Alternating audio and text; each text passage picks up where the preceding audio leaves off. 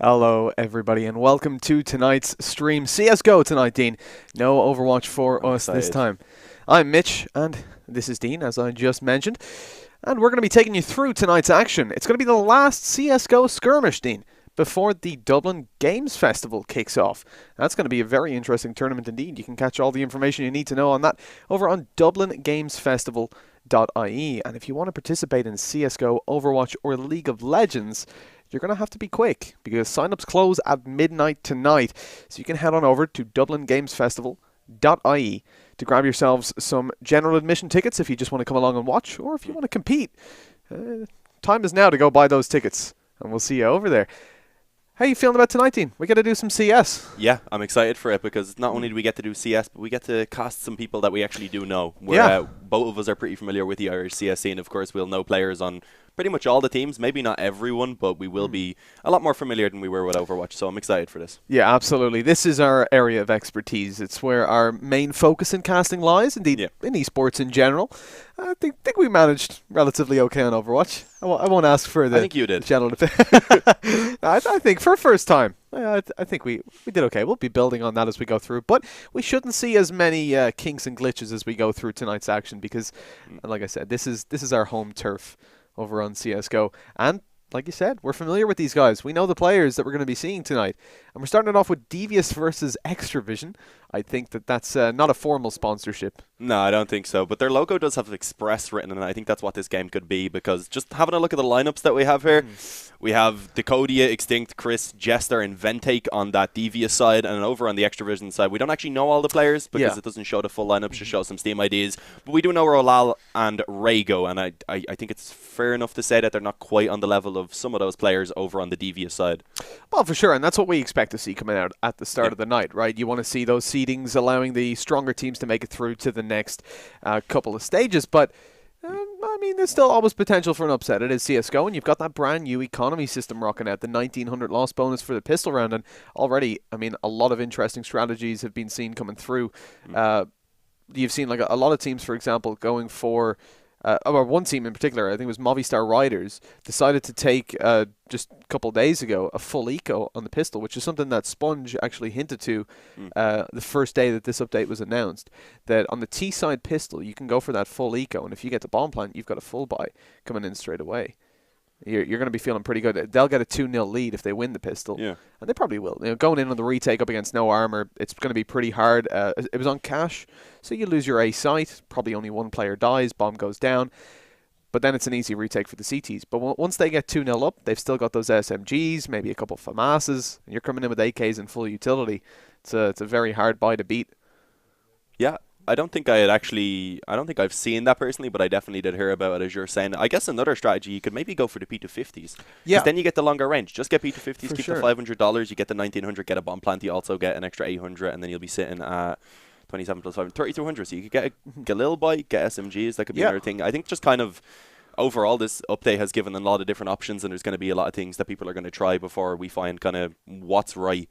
What is the best way? Or I think maybe there could be no right way. Maybe it's just whatever you feel confident with, which I think is good because, of course, before in Counter-Strike there was always that position where, you get the bomb plant down on T-pistol, you can eco. Some teams may have gone for the force buy, but it was expected that they'd eco, get the AKs out in that third round. And also, of course, when you're on the CT side, I think this is where the change is bigger.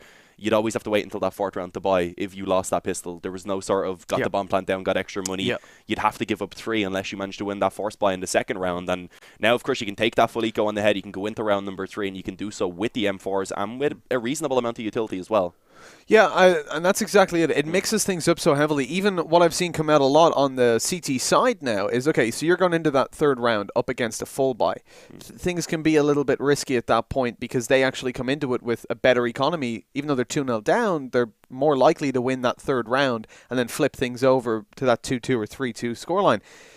I've seen some teams actually decide to go for 2 SMGs, 2 M4s if they've got the money for it, or stick with the FAMASs, and leave one guy on a P250.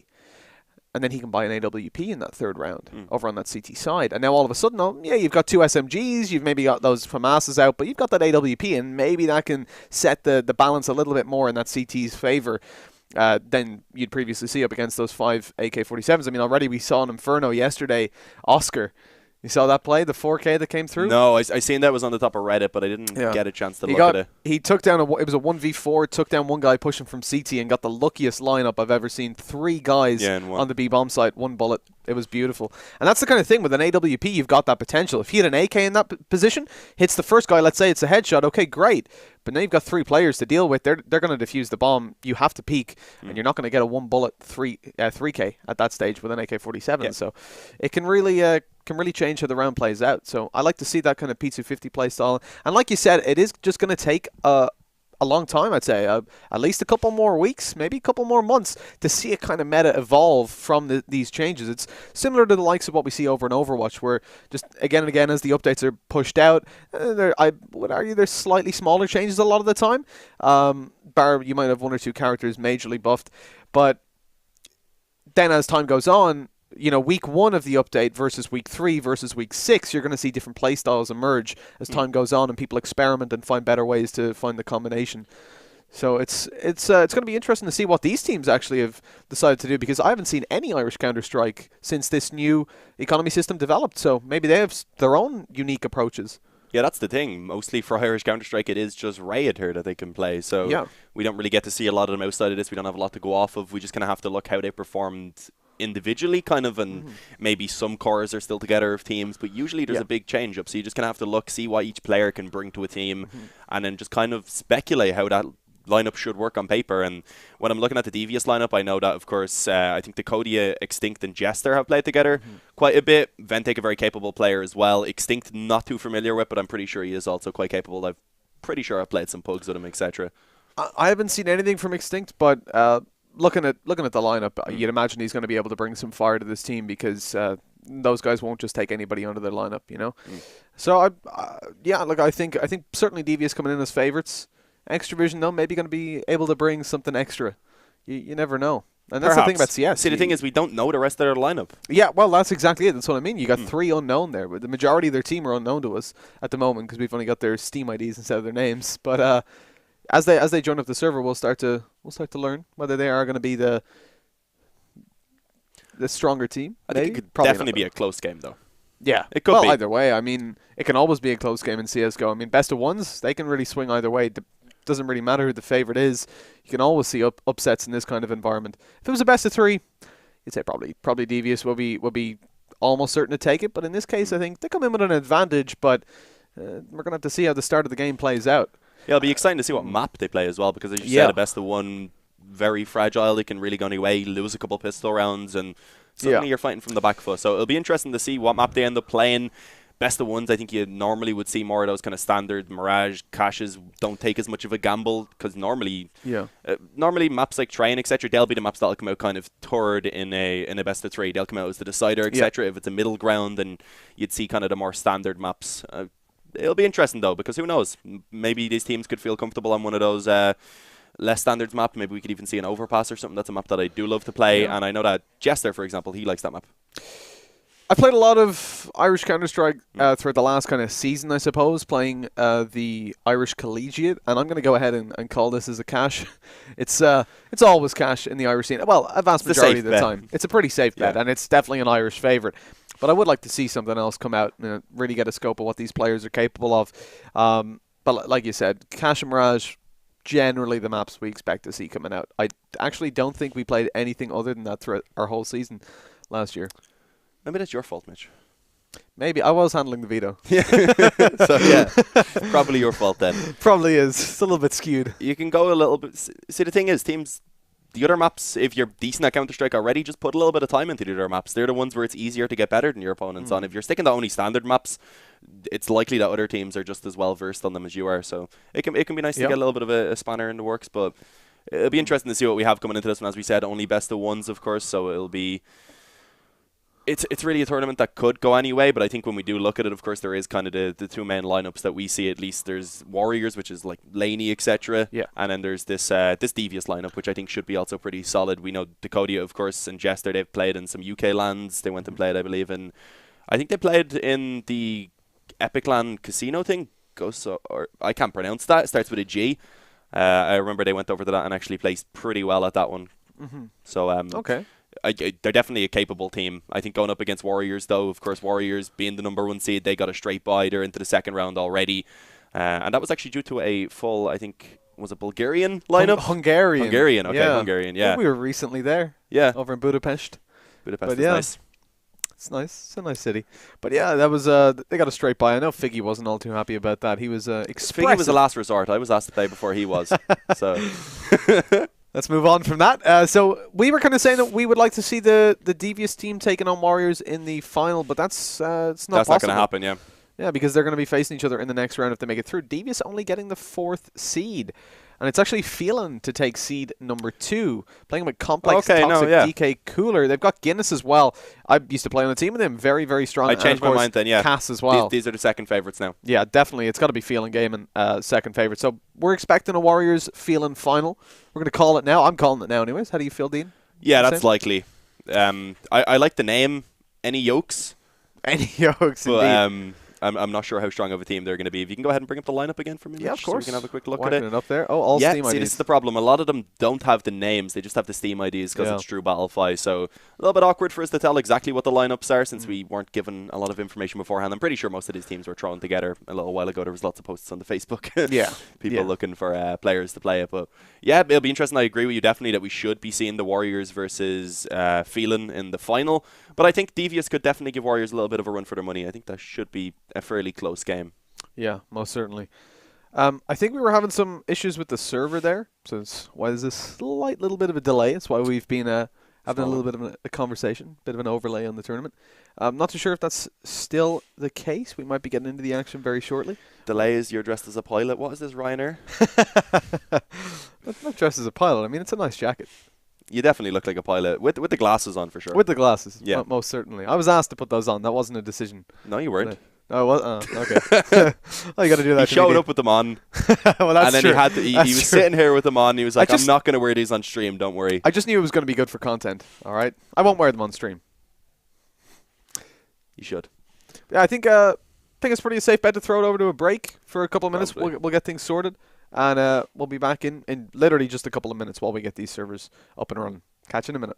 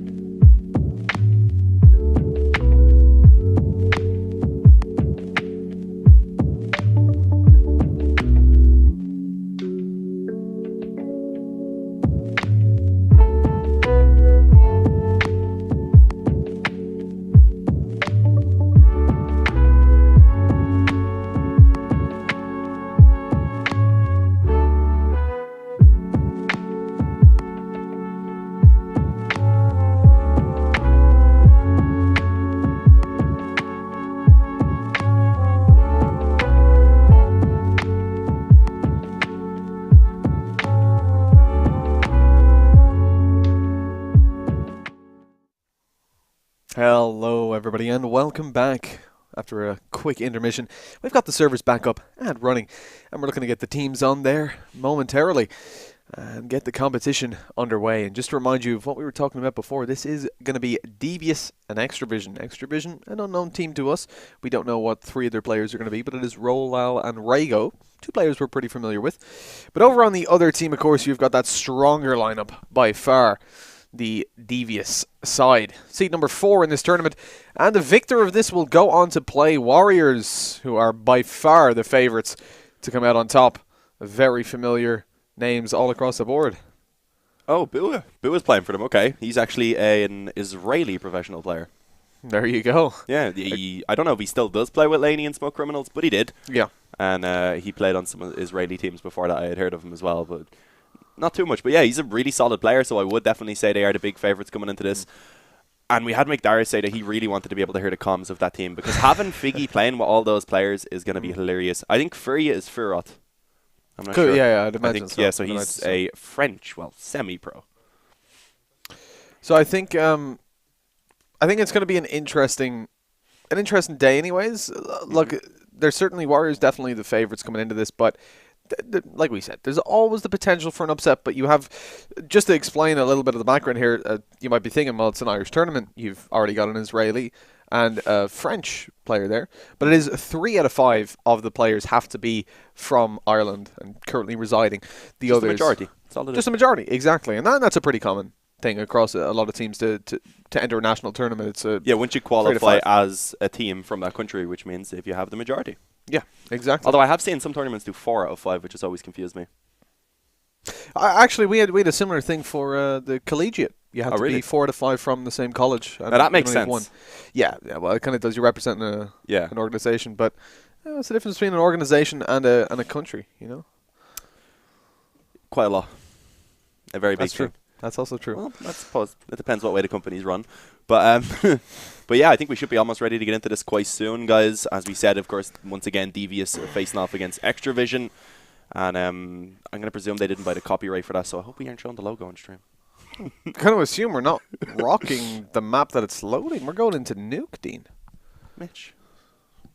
I mean, I'm a little bit worried if we see Nuke come out, mainly for observers. Not the best map to observe.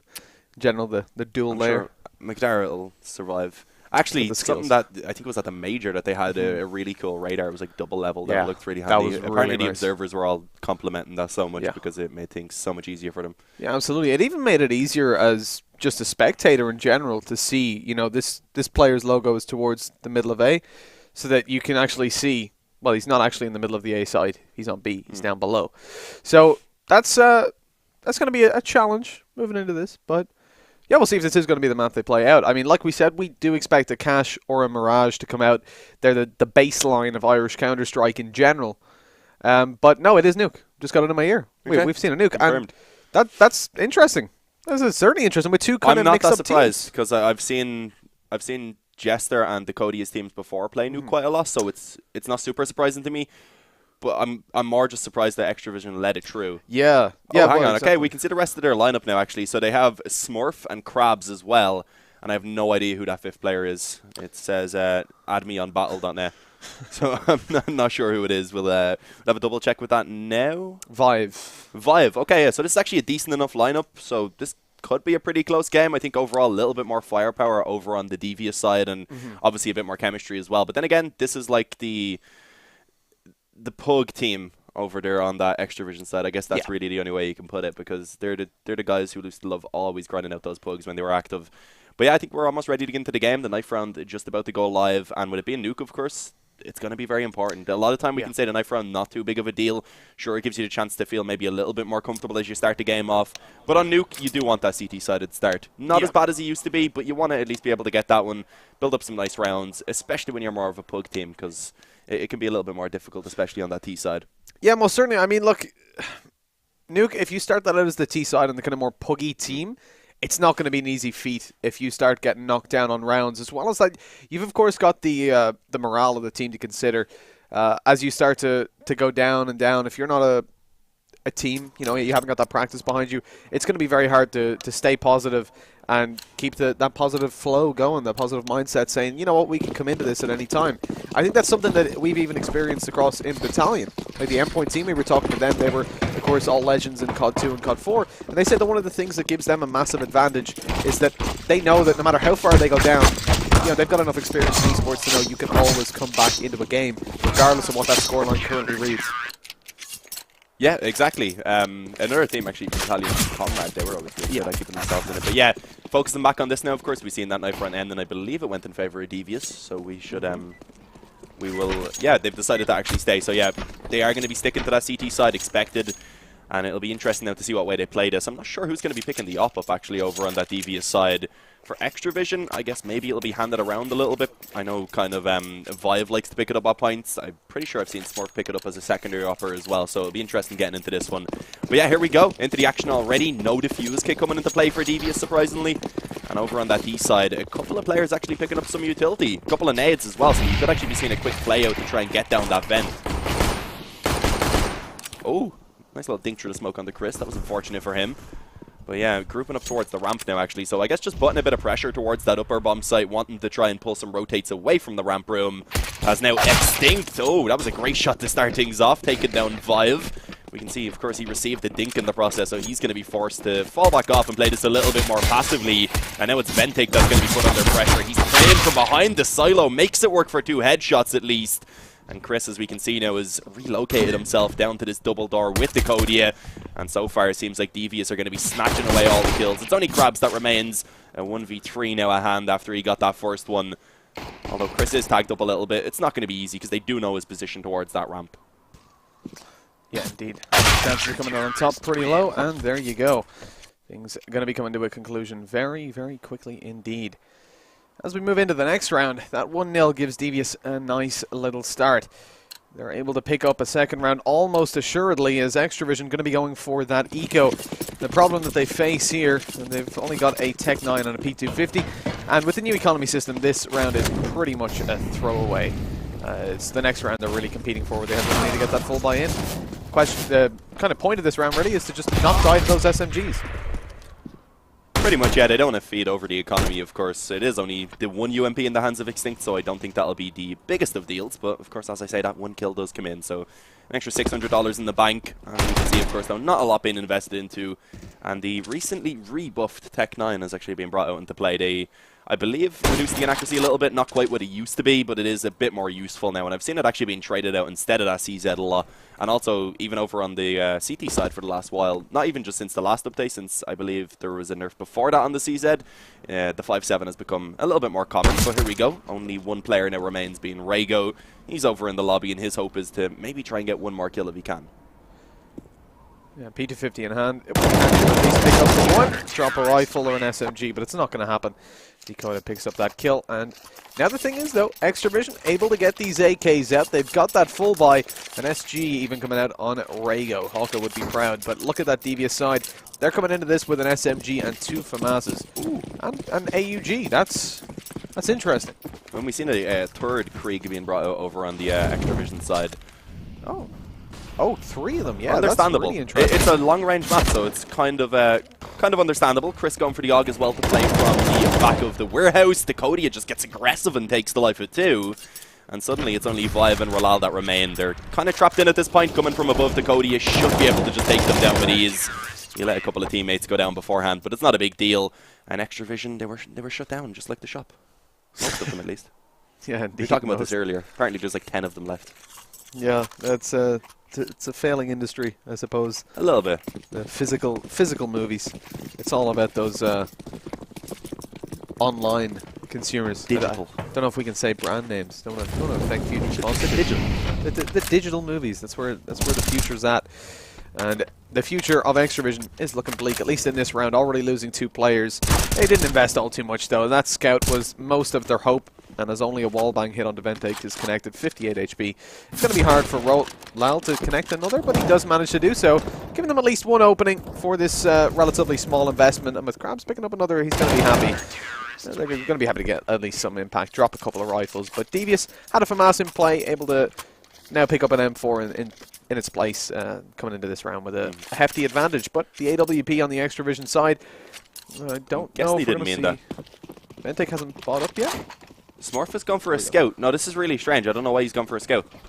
I'm very confused. 3K left in the bank. I thought that was a misbuy, and I figured he'd drop it over and buy up an 8K. Nice kill from Vive. Okay, catches the aggression. If he had a shot again, he probably would have found another. But the Kodiak, we've seen in that previous gun round as well, he wanted to get aggressive, and he's not shying away from it this time either. Pushed up into the radio already. Vente going to be left to try and hold outside, and there is a little bit of a gap in that smoke for him to try and work with. At least been able to find the info. Can he turn it into any kills is the question, and at least one has been found towards Vive. Indeed. Oh, nice shot by Rago. That's a good opening. Taking down Chris and opening up outside. They're already down Secret, but they've got to be careful. Dakota came up behind them before. They're ready for it this time, but Rago loses out the battle. Luckily, though, Smurf is there to connect it. Now trading out that scout for an M4, and he'll pick up an AK now in just a second as he moves towards outside. Yeah, man advantage for Extravision, so this is definitely the best it's looked for them so far. They need to make sure they retrieve that bomb on the way down, as it looks like B is definitely going to be their target. Already having Crabs, I believe that is pushed down. The bomb now to be retrieved by Smurf, and they're going to start to push down on this one together. I'm not actually sure if there's anyone positioned on this side of the map. You can see Ventake coming in from the ramp. His teammate being extinct. He's up in the A-bomb site, still pushed into the HUD. He was trying to hold down and find any info in lobby. And I guess with that now, they may have a good idea what's going on. If they're not outside, they've got to be going towards B. Ventake being given a massive opportunity, and he took a little while to connect it, but eventually gets that kill, brings it into the 2-on-2. And now it's a doable retake once again to the devious side, especially as Extinct comes in and takes down Smurf, leaving it all onto Krabs. Not in the greatest position to try and play that bomb, I don't believe. He gets the first kill, but there's just nothing that he can do. A bit of miscommunication. That's not a great afterplan for that bomb position. No, not at all. With the bomb just being defused, absolutely nothing he could do because he had to take the contestation over towards ramp and just no time to get down there and stop it. 5-0. Extravision were looking so good. They started to come back into it a little bit, but now Devious able to pick up that 5th round. The full buy will come through from Extravision, though. Thankfully, they did get the bomb planted. But so far, Devious are looking dominant and opening things up. Smurf's going to lose a little bit of HP over towards A main, but it's going to be Chris to open it up on the AWP. Looking for a second towards the top of the silo. He spotted out ahead. Oh, the QQ a little bit too quick there. Less QQ, more pew pew. Exactly. I knew a couple of people used to suffer from that. Shout out to Dahi. Jester's picking up one, and that's a 5v3. Low HP on Smurf as well. It should be an easy enough victory for Devious in this round. Yeah, speaking of suffering, that's how it's been so far for Extravision, because look at this. Dakodia just pushing aggressive every round. He doesn't really care right now. With full balls to the wall, able to get himself one kill, eventually falls. But with it still being the 2v4, unless some massive mistakes are made by the other players on that devious side, they should be able to at least just find these trades and shut it down. But here we go, though. Over towards the ramp. Rolal walks straight into the crosshair of Vente. He falls. And now Krabs, he's just going to be left 1v4. And I don't know if he's going to expect Jester to be up close once again. With that smoke being down, maybe he should be kind of cautious. And that's a bit of a whiff from Jester. Yeah, a little bit. Not able to connect the shot. Disappointing, but at least his teammate was there to trade him out. You don't want to be given the opportunities like that over to the T side, but look, they're 6-0 up already. Devious are feeling really happy, but they've got to keep fighting off against full buys, and Extravision not getting the plant in the previous round are suffering a little bit. They have to take out one Deagle, but outside of that, everybody on the full buy, you've got the AKs and the SG coming out. Slowly making their way towards just taking map control everywhere. They want to slow things down a little bit here and see if they can connect some opening kills. Vibe to be dropped early on. There goes Rolal as well. All of a sudden, things are looking very good for Devious once more. But they do lose one player, and Chris on low HP. Cody is pushed up aggressive. This guy oh, that name should get him. There it is. Kobe. Indeed. The Kobe. Didn't even hit the rim. It just went straight down. Yeah. Nothing but net. Nothing but net, right on top of him. Smurf may be able to find this kill. Yeah, there we go. Gets a bit of an opening towards ramp room. That gives them a chance now, because they can maybe make their way down to B if they want to do so. I think the closest player is maybe Chris, or of course Dakota, etc. And now actually Extinct. I think he already dropped down the vent. So yeah, he's on the bomb site if they do go in that direction. But being the 2v3, that means they can either potentially find the 2v1 or maybe a 2v2, depending on where they go towards. So it'll be interesting to see. Sadly, though, Smurf going to walk into his death. He goes down to the op of Chris. And now Rago with 45 seconds is just going to have to go ahead and take this towards the site. His goal, try and get that bomb planted. Not a big deal since they're still working with the full loss bonus, but it would definitely be nice to give the bit of extra utility. And Extinct made it a little bit harder for himself than it needed to be. But he closes it out in the end. That's all that matters. And with 3 players alive, they start to build up a bit of economy over on that devious side. They're leading 7-0, but they don't really have too much money. If they were to lose one round, Ventake and Jester already would be working with basically no money. They'd have to get dropped over. And really, Extravision are in a position where if they can take 2 rounds in a row, they would be able to kind of put a stop to the momentum of Devious already. Standard Vive. He loves jumping around. That was really nice B-hops, though. We'll give him that one. Yeah, we're connecting the kill as well. He's taking it whether we give it to him or not. Man advantage for the T side, extended further by Smurf, picking up one on the AWP. Raygo's getting aggressive on ramp as well, covered by his teammate. He knows there's a player towards there. The Kobe comes in, but it's returned straight away. Straight back to the sender as Extravision find themselves now sitting at a 2-man advantage. They need to group up. They need to play it together. Krabs lit down the low HP. Raygo's an easy kill as well. He's going up very aggressive indeed, but Chris has got his knife out, and that's no way to play a gunfight, as it's all going to be on the Jester. With the bomb planted on B, Raygo going to have to rotate down through the vents. You've got one coming down secret as well. Jester's in a really bad position. He's been flanked out on all sides. He has no idea where anybody is. He does have a smoke, though. If he could get that smoke down, maybe there's a little bit of a chance. Nope, not going to be able to do so. Yeah, he needed to pretty much put that down straight away and then hope that Rolal wouldn't have been able to connect the spray from the back corner. That was really the only chance he had of winning that round. And yeah, as I said, now, they lose that one round. Suddenly there's 2 players with a weak economy. They have to drop over. A little bit of a limitation, actually, as Ventake is only given a FAMAS. Utility-wise, it is pretty decent. They have the up again onto Chris.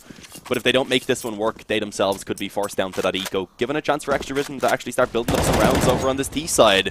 But of course, if it goes the other way, there'll be a problem for Extravision. They'll have lost that loss bonus. And suddenly, with the round having just barely begun, it's into a 5v3 already.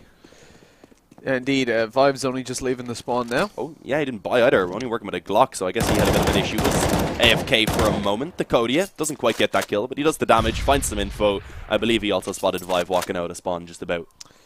Not an ideal situation for Extravision. This is such an important round for them. Like you said, if they can connect those 2 rounds in a row, they put themselves in a really nice position to pick up. They get themselves really back into the map, but the problem is picking up only 1 means that they lose their loss bonus. And without the bomb plant in that round, a couple of their players are going to be struggling, so it's going to be a very mixed buy coming out. As Rolal can still get an AWP, decides for the AK-47 instead, leaving himself over a little bit of money.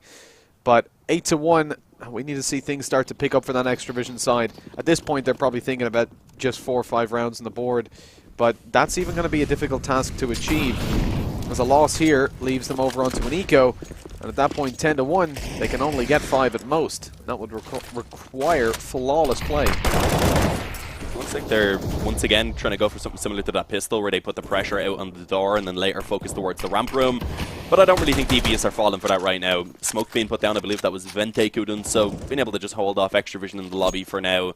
And also in the process of doing so, slowly run down their utility. They don't have any smokes in their possession. Oh, they do actually have one onto Rolal, but a little bit more limited. And you can see really the flashes are going to be what we look towards them using successfully, especially to try and close in the distance with that pistol.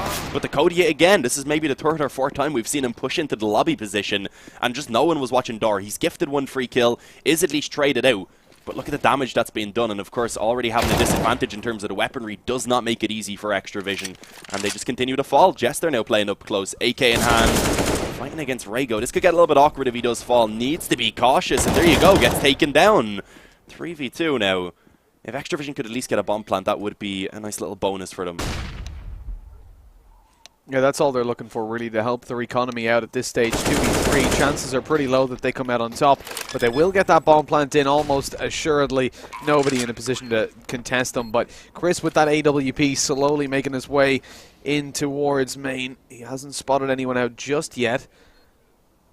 Just inches away from catching a glimpse.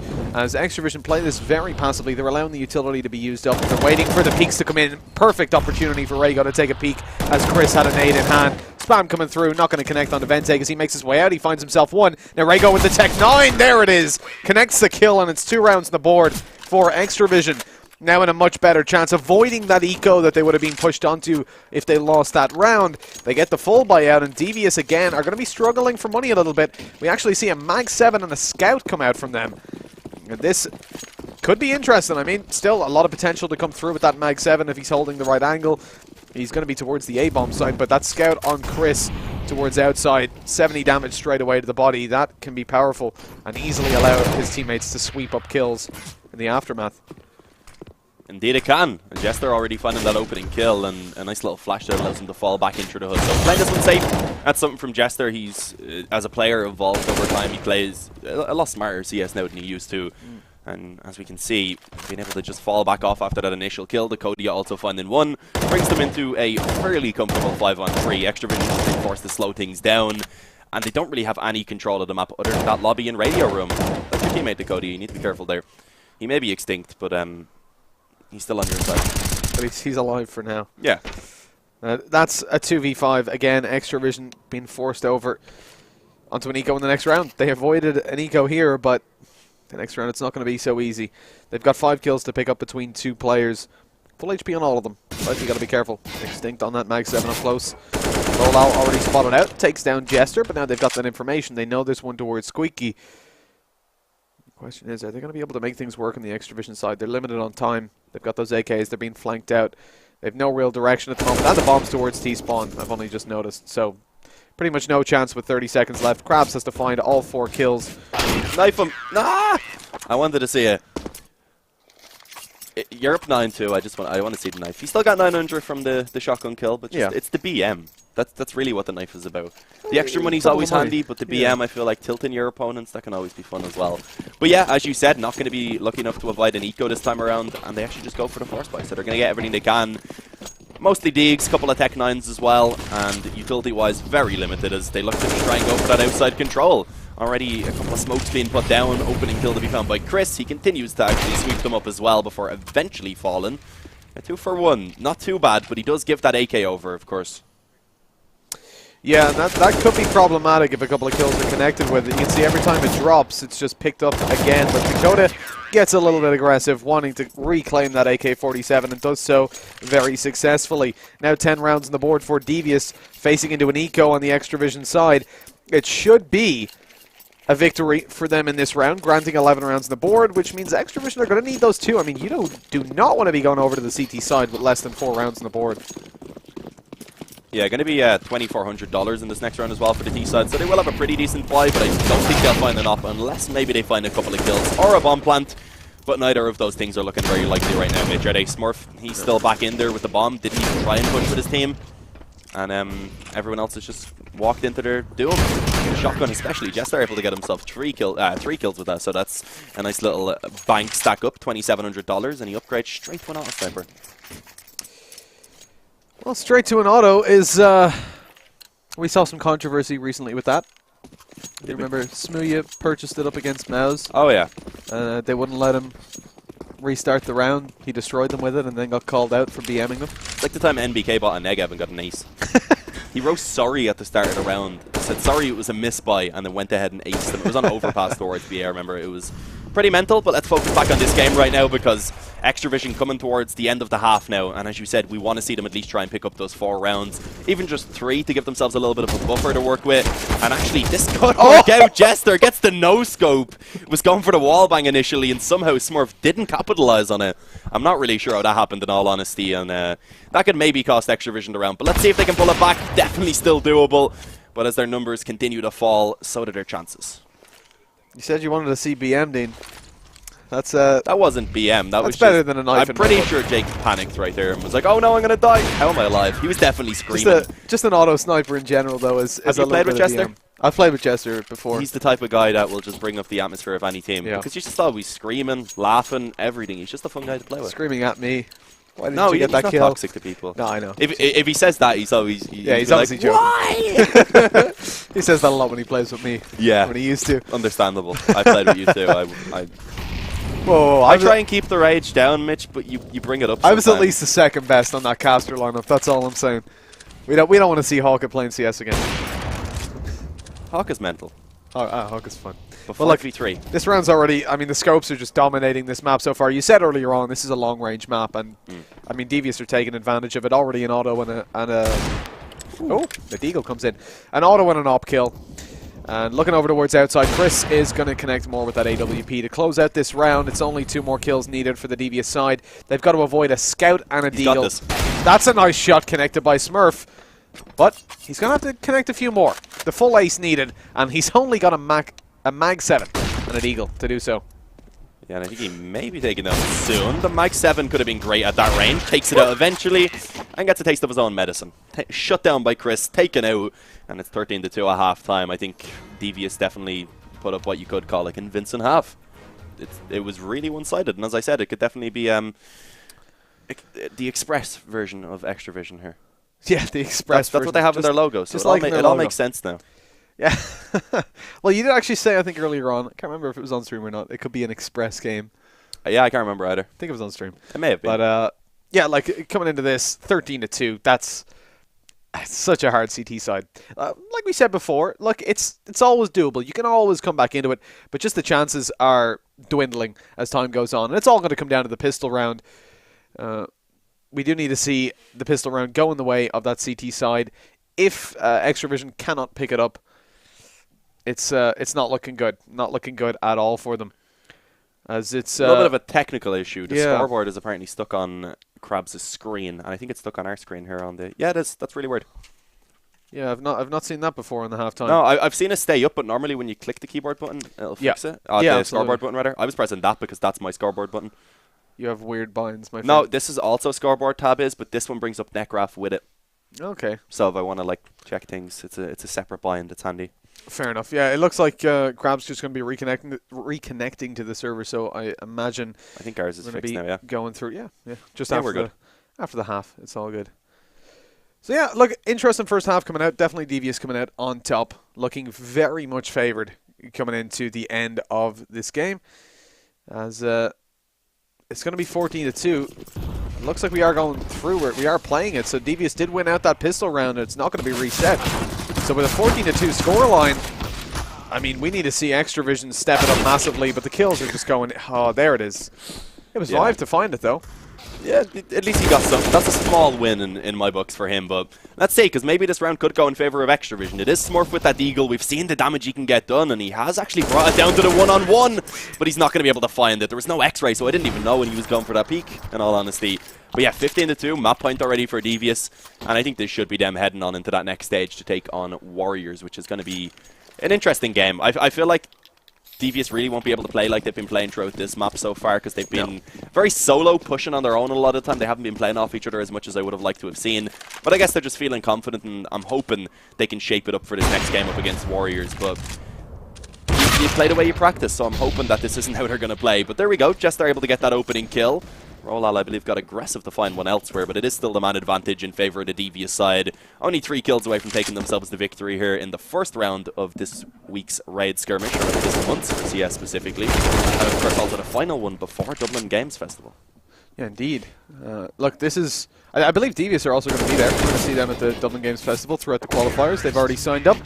And if they bring the same kind of finesse they've brought here, there's the level of disrespect. It's certainly going to be interesting. They know coming up against this team that they're favorites. We talked about this before, right? Before we went into this, that you do expect to see the better teams and the worst teams facing off in the early stages of the bracket. That's what comes through. Now Devious go on to face Warriors, and that's when you have two teams that aren't separated by all too much coming up against each other. I think it's going to be Warriors are still going to be pretty heavy favourites, but I think that Devious can definitely put up a solid fight. Yeah. Just when you look at the lineup, they do have the core, of course, of Smoke Criminals, a team that plays in Mountain Dew League, and it's going to be a tough one coming into that for Devious, but I don't think they're going to get completely stomped. Yeah, look, I can see either team coming out on top there. Really, Warriors definitely going to be the stronger ones, but I think Devious certainly have the individual skill to put up a good fight and make it at least more of an interesting, a much closer game than what we saw there. Oh yeah, it's definitely going to be closer than that one.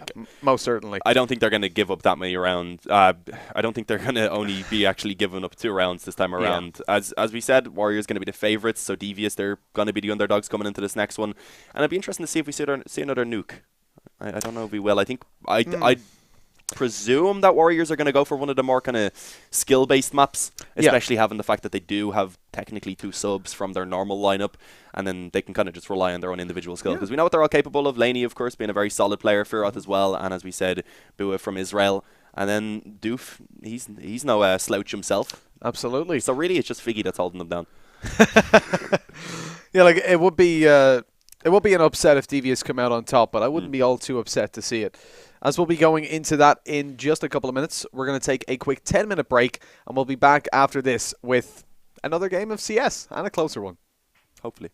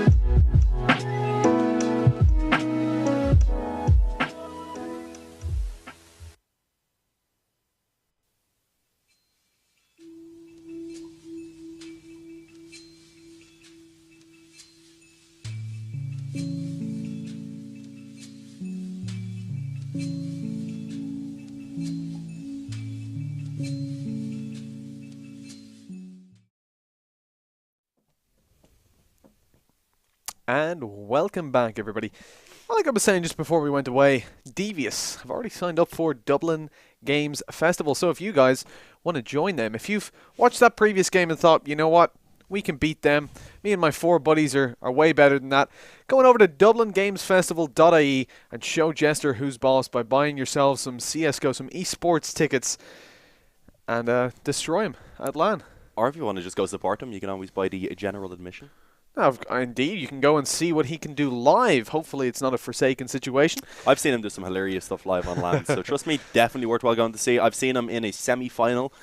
He was on quad on Cash. He tried to throw a nade over, naded himself, and made them lose the game. At least that's something he doesn't like talking about, so I had to bring it up here. At least he didn't team kill up against the LAN favourites on a 15 to 10 scoreline that then they came back and won. When did that happen? It's just cracking up on my team. Thank you, Kraken. Appreciate it, bro. But moving forward, let's salt this out of our system now. We've been flushed. We're able to look at this game. Warriors taking on Devious. Yet to do a veto, so we've no idea what the map coming out is, but we talked a little bit about that before, Dean, and we do expect that more skill-based map, like something like Cash, Mirage, maybe even a Dust 2 to come out. What map would you like to see, though, outside of those? If it is going to go to a more tactical style of map, what would you like to see coming out of these guys? I'd like to see an Inferno. I think Inferno is something that, especially the Warriors side, would be really good on having the kind of 3 core of their lineup. It's a map that Irish teams in general do just like to play. Just going back to kind of the earlier days, the older Inferno. It's a map that I played so many times against Riot on LAN and lost 16-14. I'm still salty about that. I'm happy to admit that. But yeah, it's a map that I love to watch, especially because it just always gives you good games. And I think coming into this one, it'd be one where it relied both on the individual skill and also just how these teams work together. So it'd be something that I actually do kind of want to see. If we got something like Cash and Mirage, if we're seeing the similar aggression from Devious as we were in that last game, that's definitely something that Warriors are going to punish. So I don't want to see them playing quite as loose as they were in that previous one. Yeah, you don't want to play without confidence, right? But the level of confidence we saw coming through from Devious in the previous map would lead to a lot of plays that, like you said, Warriors are going to punish. They're going to be able to connect those kills. They're not going to allow flanks to come in as easily. They are, of course, the core 3 from Smoke Criminals. It's not going to be an easy game for Devious. They already had their easy game today, so now this is where the challenge begins. Just to give you a reminder of the lineup, it's Laney, Bew, and Ferrith. And it is indeed Ferrith. He's using the same profile picture. Firoth. Yeah. Apologies. I believe so. But that's the core Smoke Criminals. And they're joined by Figgy S, the Irish... A little bit outplayed. Irish personality, let's put it that way. And Doof, the Irish star. That's going to be an interesting addition. I mean, Doof's certainly going to be able to hold his own on this lineup. We'll see what Figgy's able to get up to. I think against this team, Figgy also should be able to hold his own, in all fairness. We're making fun of him, but he's definitely on a similar level to the opposing team as well. It's just he's not quite up there with Laney, Firot, and Bua, or Doof. But you know what I mean? I'm just going to keep roasting Figgy because that's always a really fun thing to do. Yeah. It makes filling just so much easier when Figgy's in the game. Yeah, absolutely. It really does. You can just slang Figgy the whole time. Yeah, everything that you say can somehow be turned into an insult to Figgy, and it's just perfect. It's fantastic. I love it. Of course, we all know Figgy. If you're not from the Irish scene, you won't be familiar or know who we're talking about. But I guess look up Figgy S on Twitter. Got that hair. Look at some of those. Look at some of those tweets, some of those pictures. You'll get it. You'll get it pretty soon. But look, 5v5. All players in the server. We're feeling. Oh no, actually, we're missing one. We've got Bot Quinn. I don't quite remember anybody by that name over on the Devious side, so we're missing one. He'll be on soon enough, and then we'll be able to get into the meat of the game. I don't believe we've yet had the veto. No, I think the veto's done after they already up, so we do have to wait for the final player to get onto the server. Counter-Strike, it's always about that waiting. It's the waiting game. You just have to wait for everyone to join the server. Indeed. But the thing is, we don't know the maps yet, so there's not really too much that we can go off of until they get that veto in. No matter what map it is, I am going to say Warriors are going to be favourites. Even if it's Nuke, I think Nuke could actually be a really good chance for Devious. They will have to kind of tone it down from as aggressive as they were on the CT side in the last game, of course. But I don't think that Warriors will let that through unless they themselves feel really comfortable on it. So, yeah, well, most certainly. I think... Oh, well, there we go. We have just got the veto through into our ears, and it's going to be Overpass. That's a hard one to call. I remember seeing Smoke Criminals here on Overpass a couple of times, and they were quite a strong side, and that's essentially who we're going to be looking at today. I think that, as you said, they're probably favourites on any map, but I don't know if this is a map that I really like Devious's chances on. I think it's a map that they do know how to play, so it'll be interesting to see their approach on this one. how they're going to work off of each other. But as we said before, no matter what map it was going to be, they were definitely going to be underdogs coming into this one. Just due to the names and the firepower that's over on that Warriors side. So it's going to be difficult for them, but if they can get off to a solid start, get the pistol, start building up some momentum, and get the confidence rolling like they had in that previous game, then it's definitely doable. But we need to see them, of course, make a lot less mistakes. As I said, there was a lot of plays that I feel like if we actually seen Extra Vision hitting their shots, or even just working off of each other a little bit more to ensure trades, that it really shouldn't have been quite as one-sided. Yeah, I definitely agree with that. I think they knew that coming into it, though.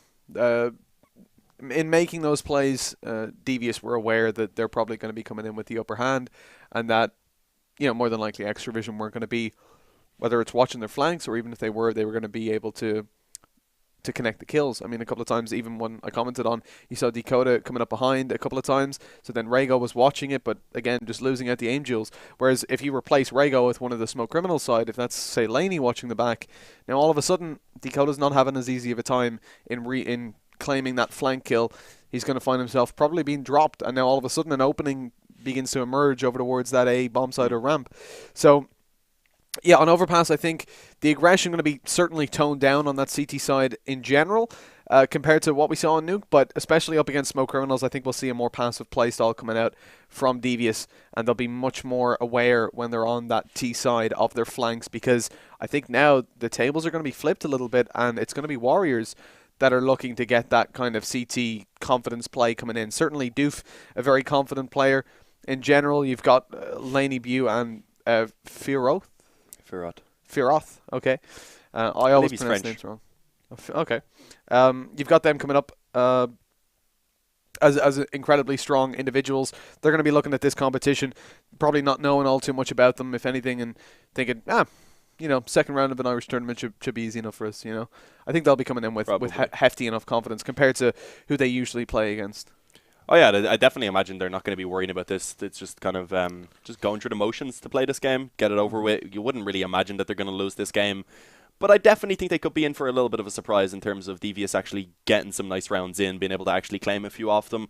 I don't think it's going to be quite as easy as maybe they would expect, but just looking at the lineup, you don't really expect them to struggle too much on an individual level. You'd expect them to have, especially a very strong T side. I'd imagine that opening up those bomb sites, the options that you have to do that is just going to be something that is going to be very difficult for Devious to handle over on that CT side. Yeah. So, it's going to really come down to them getting off to good starts, as I said, picking up the pistol rounds, trying to get themselves the economy rolling, and ensuring that they have everything that they need to work with. Now, going into the knife round, how important do you feel this is going to be in deciding the outcome, really? I think maybe Smoke Criminals are going to have some interesting approaches on that T side. Maybe we'll see something, they're obviously a team that work together a lot. Well, Warriors as they're going by here, but Smoke Criminals with 2 stand-ins. Should be looking at an interesting T pistol at least. I think they'll have some sort of unique strategy coming in to approach that. A very Irish music kit. Is that the music kit? Yeah, it is. Okay. I was wondering where that music came from. I was really confused. We had random music during the last game at one point as well, so I was a little bit confused. Didn't know where that one was coming from, but no, it is the kit. Yeah, it was nice music. I have to get myself one of those. But yeah, it's going to be an interesting one. You can see, of course, Warriors, or at least we can see that they have decided to stay on that CT side. So I guess feeling that they're just going to be able to hold it down, just lock down those bomb sites, and as I said before, they definitely have the firepower to do so. It's more about how Devious are going to work off of each other here on this T side, and you can see already Dakota are going to be the one that sacrifices the Kevlar to get the utility in, a smoke and a couple of flashes. Over on the CT side, Bua picks up a defuse kit, and let's see where Devious are going to try and take this one towards early on. Immediately 3 players making their way to outside B, bit of presence thrown towards Connector, being just Chris actually, I believe, so leaving that bomb for now, just back towards the stairs. I guess a little bit of a slower approach. They've got themselves that initial control towards water, and now they're looking to try and route it back up to the A bomb site. But the problem is, this boost from Firoth has been able to find that info. He should be aware that at least a couple of players have made their way back up through that connector. Yeah, he'll certainly be aware of that. Laney, you can see just peeking out towards the short area. Towards long as well. He's just spotted them out. Nade's coming over as well. That flashbang going to force him back. And now Devious getting a little bit of that control towards the A bomb side. They've got an opportunity to find some opening kills, isolating a couple of players. Extinct and Decodia come in with 2 openings, and now they're looking very good on that Devious side. Pistol round almost secured, just 3 more kills. Bew has no armor, but Figgy's picking up a double on that P2000. Only 3 more to go. They're checking their close angles. Gestures there. 1-for-1 trades. That's going to be enough for the T side, though, as the defuse does still have to be taken down, but luckily they have got a smoke. The kid is well in play. Doof going to be sticking that. Time ticking away. They're not contesting it, and it's the defuse in the smoke. Fiacre. That's dirty. He's here to impress. That's all you can say. Even assisted on the final kill there. Doof came in and cleaned it up. And it's the stand-ins. They're getting the work done so far. That was really nice from Figgy. I'll give that to him. He has some great shots. His aim has never been in question, though. That's all I can say. Yeah, indeed. And look, Doof sticking that inside the smoke. It took guts, just going straight for it, but he felt like he wasn't going to be spammed down successfully, and he knew Figgy was covering him, which indeed came through with 1-0 now for Warriors. Devious are on the back foot again. They're not looking all too good. Interesting, they always go for this buy, taking up the Tech 9s. You got a Deagle as well, a CZ. No armor on anybody except Jester. I kind of prefer to just see that full eco come out and then a really nice buy in the next round. Get those 5 AKs with lots of utility. But look, they're hoping to maybe get a bomb plant down. And with the utility in play, that might be possible if the smoke hadn't faded as Jester went in for a peek. And now it's the MP9s picking up a lot of bonus money on that Warrior side. They're looking to get that full buy in, actually, by round number 3. Or at least upgrade as much as they can. With Figgy already sitting nicely for economy, that should be possible. For a few players. Okay, only the Cuddy remains, but he did walk up Monster and get himself 1. I believe he purchased up this Eagle himself. Let's see if he can find anything else. Another quick headshot to be found on Delaney, and makes it a lot more costly than it was looking to be, at least, Mitch. That is a positive. Getting 2 kills, as we said. They didn't invest a lot, but as we can see, there is an extra player on the server now. I'm behind you, I'm guessing, is the guy that's not meant to be on the server, so yeah. Hopefully he will be gone soon. Not sure how he got in there exactly, but yeah, hopefully he'll be gone ASAP. But yeah, we can see overall the economy is looking pretty solid, averaging just around 5,000, maybe a little bit under onto a couple of the players. But they should be getting the buy that they want coming into this one on that Devious side. And I'd imagine that we won't really see those SMGs being upgraded over on Warriors either. So this is definitely their chance to try and get some rounds onto the board early on. And that's what they need, because as you said, the mental game is definitely something that's going to play into effect here. If we see Warriors just get off to a quick start, they're probably going to run away with this. We need to see Devious put at least some form of pressure on them.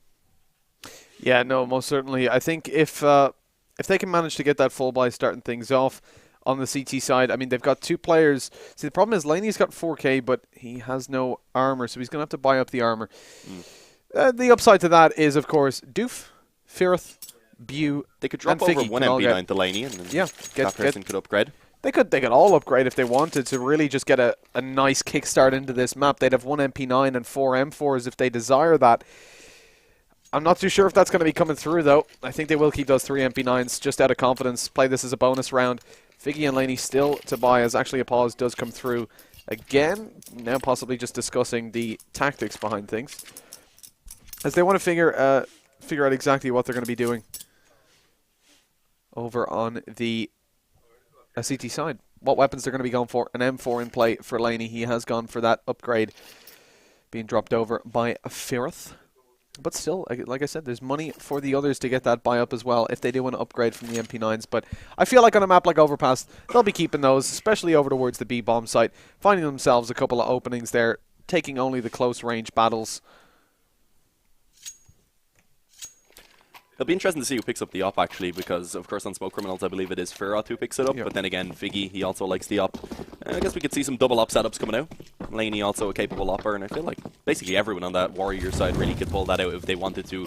But we are getting into the action. It's a good buy for the T side, as we said. SMGs being kept over for Warriors, and a chance here for Devious to get themselves this round. And that's a great opening kill. Extinct just spamming into the smoke, takes down Laney. That was one of the M4s to be dropped early on, even if it was retrieved from the hands of Ferrat now.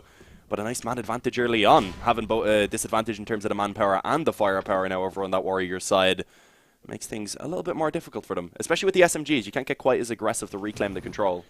Yeah, although the close range angles available on B towards water, outside of that, when you try to get more aggressive, it's all long range angles, and you know there's AKs in play. The kills coming down constantly now for the T side. One trade to come through from Ferret. He grabs a second as well.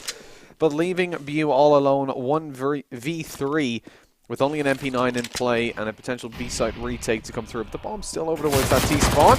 You connects that kill somehow, spamming as he goes down, remembering where he is in the spray. If he can pick up that AK, it is only going to be 2 headshots required to connect the final damage of the round. But again, look at his HP, 14 HP. It's looking very likely that Devious will be coming out with this creeping out monster as Bu claims short control. If you could get one more kill, though, already having taken down 3 players, having not really invested too much into this round is a good result for Warriors. But if he gets one more, that would really limit the weapons that Devious would have to work with in this next round. The problem is, of course, he seems to have made a bit of a guess about where they were going to actually be taking this bomb towards, and sadly he did not make the correct decision. He's going to realize that now, of course, bomb being planted. And with the MP9, is it really worth going for? I would say normally, but he's 14 health, and his teammates, being Laney and Figgy, and also Firat, actually, are all a little bit low on economy, so it could definitely be worthwhile for him to save that over, drop that to a teammate if they do want to buy in this next round, and I'd imagine they would, since Bua and Doof for them, can buy for themselves pretty easily. But there we go, Bua being taken down. I don't agree with that, especially going in from heaven with the MP9. That's a very interesting choice. Look, he had armor and a kit as well that he could have saved over. Even that should be enough, but now Figgy could have an MP9 coming into this round, or even Laney if he just bought some body armor, bought that Kevlar, he'd be able to play this with an MP9 and still have a decent shot at coming out on top. Now the full force comes through. Laney's surely not going to be... There we go. He had a P2000. I was quite worried he was going to play with that. But yeah, look at how mixed up this buy is. They could have had an extra MP9 in play there with a bit more utility. But let's see what they can make happen. Now with the 2 M4s, a FAMAS, a Deagle, and a 5.7 up against a full buy again from Devious with the opportunity to destroy their loss bonus and leave them desperate for money. Coming out Monster early on. It's going to be Decodia to open things up. Extinct following up on that trade. Keeping things alive and extending the man advantage further in the T-side's favor is going to be Chris. As it's a 4 versus 1. Laney got to go for the save at this point because it's an eco from Warriors in the next round. Definitely. 1v4, not really doable at this time. You can see, of course, they know his position now. He has been spotted out. That's going to fall back off, but even then, I don't think that's going to be allowed. Jester has a chance to try and cut him off. Gets caught off guard, actually, with his knife out, so that's a little bit awkward. He goes down. They know, of course, now that Laney's saving, and I'd hope that they won't try and hunt this anymore, because they only have 3 players alive. They don't have a great economy. They're going to have to drop over to Decodia and Jester. Maybe they could buy for themselves, but ideally you'd want to drop them so that they can get the full utility. Well, let's see. Laney even retrieved himself an AK. I think that's kind of one of the more important things. You know what one AK can do in the hands of a player, and when it's a player on the caliber of Laney, you definitely do want to be a little bit cautious now coming into this next round. But at least I'd imagine that there's not really going to be much purchased up around that. Maybe a couple P250s, but the economy overall averaging just around $2,000 over on that Warriors side. They will have to pretty much take that full eco on the head. It's an unfortunate round forward as well with those 2 SMGs coming out on Devious. They've got a really nice opportunity to farm some money and boost up Decodia and Jester's economy just a little bit. I like the decision not to go for the AKs in this round. They have a good read of the economy, as you would expect from these guys. And already it's going to be Firoth opening things up by dying. As Bu as well falls. It's the SMGs with 2 opening frags. Nade going in perfectly to deal a lot of damage to Doof. That's a lot of damage. But Laney's coming in with a quick headshot onto Jester, saving his under 50 HP teammates, at least for now. But the SMG quickly sweeping them up. And it's all on Delaney with that AK. How much is he going to be able to do? Already a 3K Dean, 27 HP. He has that AK-47, so the one-tap headshots are possible. He could come out on top if Devious aren't careful. They got to stop feeding him kills at this point, and you can see they are playing this safe over towards short. I think Laney's going to have a read that this is a relatively unwinnable situation. Just got to fall back at this point and go for the save. Yeah, 3 kills isn't bad. He got himself a bit of extra money. He can drop an M4 over now in this next round to one of his teammates. And we should see overall a pretty solid buy coming out. Actually, he could drop over an op as well if he wanted. I think that could maybe even be a bit more important because we are actually yet to see one being pulled out by that Warriors side. And as I said, both Firoth and Figgy, I believe, are capable of opping, so it will be interesting to see when they will eventually get that out. Or if they even will bother. They might just want to stick to the 5 rifle setup. Who knows? Which, at least for now, is going to be the case. Figgy, relegated down to a FAMAS. Everyone else working with what they need. A nice amount of utility. And this is the chance now for Warriors to start getting themselves some more rounds onto the board, as Devious have actually gotten themselves a lead early on. And this comes back to what we were discussing earlier with that whole Devious winning out the first kind of even fight, as they've gotten that they've gotten the lead all of a sudden. when they're able to get the full buy, the Warriors are still sitting on just a couple FAMASs, couple SMGs, and it puts Devious in a really solid position. Moving into this round, Devious abandoning their B push, instead going towards A. It's a very fragmented push. They're very staggered making their way towards this bomb site, but luckily Ventake is there to grab the trades. As they now start to slowly group up there, Figgy's got to read it's going to be A, or at least he needs to rotate up in case it is, as only Firith is there all alone. 1v4 situation holding A, not going to be all too winnable. Peeks out after his teammate had spotted one. Potential for a couple of kills lined up for him. He's already got one. There's his second towards short. Spam through the smoke. He's got to go over to the pistol. Pushing through, Ventake's going to drop him, but still lots of opportunity for this T side, as it is going to be a 2 versus 3, and Figgy has to hold down for at least a little bit longer on A, as Doof rotates in through the toilets. He finds himself the kill, allowing Figgy to take the 1v1 to close things out. And a very nice round coming through from Warriors, closing things out with a very, very... So nice from Figgy, gifting the AK to the wall. But a nice performance from Firith, you got to say, holding down short there. Crispy shots hit, and if he didn't step up in that moment, I think that round definitely would have went the way of Devious. It was definitely looking awkward, especially after that trade came in on long, and then we seen them, of course, catch, I believe it was Figgy. Oh, no, they didn't catch Figgy in the open. That was almost rather the case. He did end up winning that one out, of course. But, yeah, 3-3 now. Going to be equalized once again. You can see the economy of Devious now. They have basically spent everything that they had left in the reserve to get this buyout. And even then, it's not exactly perfect. But they do, of course, have the op on Chris. And we've seen, of course, he was a big factor over on Nuke, and at least helping them hold that outside control. We didn't really get to see much T-side action from him, so I'm going to be curious to see whether he's one of those oppers who likes to go for those aggressive opening picks to try and open the round up, or if he's a little bit more on the passive side. But as we can see for now, Devious once again slowly creeping forward to get themselves that backroom control. And Jester, as he makes his way in through connector, could be in for a bit of surprise with 2 players just around this corner.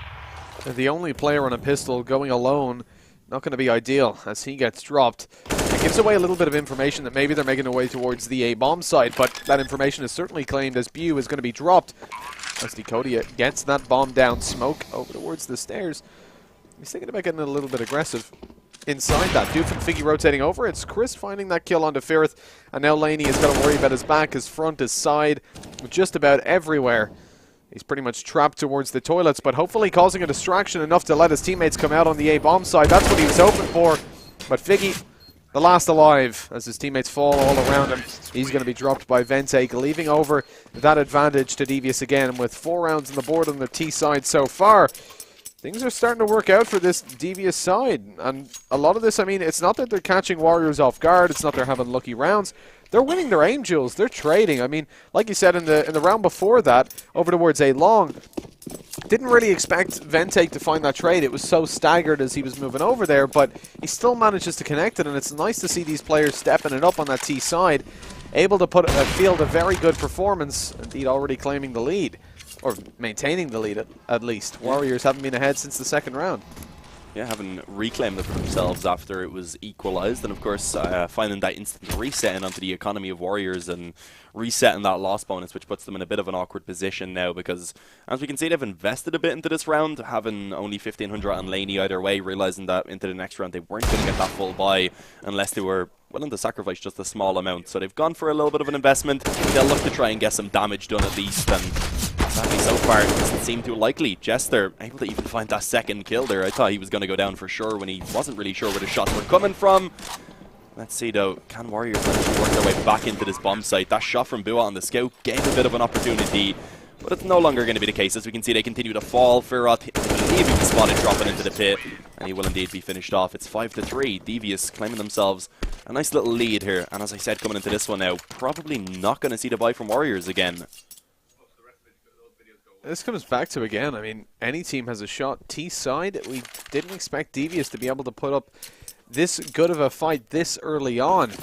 You do still have to wonder, you know, Warriors, as they move over to that T side, they'll be able to field a very good performance themselves, isolating a lot of the Devious players. Right now, it's the trades working out for that T side, but it won't be so easy when they're not all grouped up and not playing as a unit. Speaking of not all grouped up, 2 players moving towards the B-bomb site while 3 sit outside of A. They've already pulled all of the Warriors onto that B-bomb site with a little bit of utility use early on, and they don't want to run into that. I mean, all those deagles in play, that's a very dangerous setup coming through from the CT side. Definitely, especially with the caliber of players they have. Figgy, I'm pretty sure he was still moving there when he got that one, but we'll give it to him. Extinct just saying, nice shot, LOL. And I think that's really the only way you can react to that one. But yeah, still the 4v5. Weapons, of course, favouring Devious as they make their way towards the A-bomb site. Problem is, Warriors have already gone ahead and rotated up a third player to try and assist on this bomb site. But Jester, he just walks in and opens it up at a hat-trick. Suddenly, it's only Firoth and Bua that remain. Bua having retrieved himself an AK, coming in from behind, he gets shut down. And Firoth only been allowed to take one kill as a small consolation. As we do see Devious go ahead and double the lead of their opponents, leading 6-3 already on the T side here of Overpass. Normally, I'd say that's a good scoreline no matter what happens from this point forward, but I do want to see them try and increase this up to around 9 or so, ideally, because we know, of course, Warriors, they're probably going to be pretty strong themselves on that T side. Yeah, definitely. That's where you expect the individual performances to really step it up as they completely light up the Devious CT. But for now, Devious trying to clock up as many rounds as they can. They're not thinking about the next half just yet. They're thinking about the next round. Bomb moving towards B. It's going to be a fast split. They've already got connected control with the smoke down. Doof is holding down that B bomb site and already finding himself one kill, dropping one of the heavy fraggers for that T side. We saw Jester with a big performance in the previous round, but now Devious are starting to get a little bit worried. You know, they've left Connector for quite a while at this point. The retake could have come through from Warriors, who could be just about to peek them from that Connector angle. You can see they got to be a little bit cautious of that push coming through. But so far, nothing to be found. Oh, look at Bua. He's getting aggressive. They're hiding away on the T side, but they're not aware that he can push short. Extinct not checking that, and the man advantage goes the way of the CT side. Now falling back, this is not looking good for Devious. Such early map control, they claim such a crucial part of the map in water, and all of a sudden Warriors are able to claim it back, and Laney knows that they're not rotating up because he's watching Connector, so they can stick those players on B. That's a miscommunication right there between Devious. I think it was Extinct who was standing on the thing that got taken down watching Connector, and Ventake was watching Connector from the mini-tunnel. Yeah. He should have been pushed out and watching short. Yeah. I understand why Extinct was watching Connector because he's open to it, but they just weren't really communicating very well, and as we can see now, trying to make their way into this bomb site with initially one-man disadvantage now being taken to 2. Only Chris and Ventake remain. If they could at least find a bomb plant, that would be nice. But even then, money not too much of a problem. It's more about doing that damage if they can. Leaving it all onto Ventake, gets himself the first kill, but 15 seconds, 4 players to try and find in total. And he eventually will be shut down, but at least made it costly. Able to get himself a couple of kills towards the end. Only 2 players surviving on the Warriors side. After they reinvest, once again, not going to be left with much money in the bank. And we've seen it before where they did manage to find that reset instantly afterwards.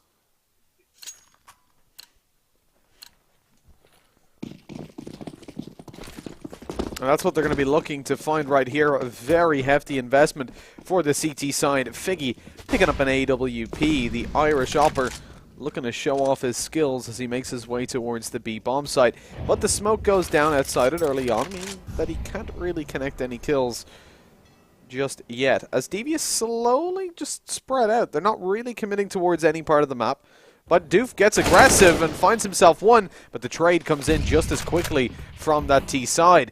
Now Figgy again looking to get aggressive, but that smoke obscuring his vision once more, meaning that Devious can retreat from B without giving away any intel just yet. They've got to be careful from Laney though. He's holding down in toilets. Ventake and Jester making their way in there. Peeking in, Laney Gray. I mean, what are you going to do now? He's got the information. He can just fall back towards long. He's going to be safe. Firoth's going to rotate up. You now, a passive hold on B. There's going to be practically nothing you can do in this situation unless you find 1 or 2 opening kills. They don't even know if Laney's still in toilets. Flashbang goes over from Firoth, allowing Laney to get aggressive. Chrissy's got the op, but it doesn't look like he's going to be able to get up to all too much. Actually, a Glock kill comes through. And now Firoth's found in the open, but the kill not connected. Means that the round should be over. AWP on Chris. Not the best up against that 15 HP player. Oh, the nade! Not going to do too much, luckily, to himself since the wall was in the way. But yeah, 5-6 Warriors able to chain some rounds together. A little bit awkward there for Laney on long. He got flashed in, but he hadn't actually reloaded beforehand, so I think he was working with around 10 bullets. And especially when the opposing players playing that headshot angle around the rock, maneuvering around, you quickly run out of ammo, only having a P2000 to fall back on. Sadly, he wasn't able to get much done, but Firoth came in clutch. It's 5-6 now, and Devious finally actually have had their economy put into a position where they're going to have to go ahead and just go for pistols in this round. They'll get a great buy into the next one, but they are going to have to go ahead and concede a 6th over the Warriors. And as we said, they'd be looking ideally for around those 9 rounds if they could have done so. And it doesn't really seem like they're going to be allowed to get a lot of damage done in this round either, as they are just being shut down. And actually, it's a double up setup now as well. We've seen Firoz pick one up. Oh, Extinct didn't quite get that smoke out as close as he wanted to. It flew over the smoke somehow. And the Deagle almost drops one of those AWPs. It wouldn't have been too much of an economic damage, though, as Warriors easily able to buy up 1 or indeed 2 if they needed M4s. With 6-6 developing, utility going to be no worry of the Warriors side. But over on that Devious T side, we're not looking all too fly. Jester's going to be a little bit low, but they have all got their smokes. Full execute easily possible. And at this stage of the game, it looks like they're setting up for what we saw before. 3 players sort of towards that A-bomb site and connector, while 2 sit outside of B. Possibly going to go for that fake, although actually a little bit more of an aggressive hold to what we previously saw coming through. Decodia holding outside of the smoke. He's got to be careful from that AWP on Figgy. They could definitely get a little bit awkward once that begins to dissipate, but actually he's the one that's allowed to find the kill. Through the corner of the wood, they're able to tag up Figgy initially. Got a shot in return onto himself, but he does come out on top of it and at least allow for Devious to get a quick 5-on-4. They'll be happy with that. There's still a lot of time on the clock as well. The question is, Warriors now, what are they going to try and do? With this man disadvantage, I'd expect them to try and force the fight somewhere on the map. You could see Bua did want to kind of do so towards Monster, but that's a very difficult place to do so. Just because it's such a narrow angle, there's not really many different positions that you can be holding from. So most of the time, as long as the opposing team are expecting this to be a possibility, they should have their crosshair generally on you. But yeah, 6-6 is the score. We're going to see who's actually going to get themselves into the lead here.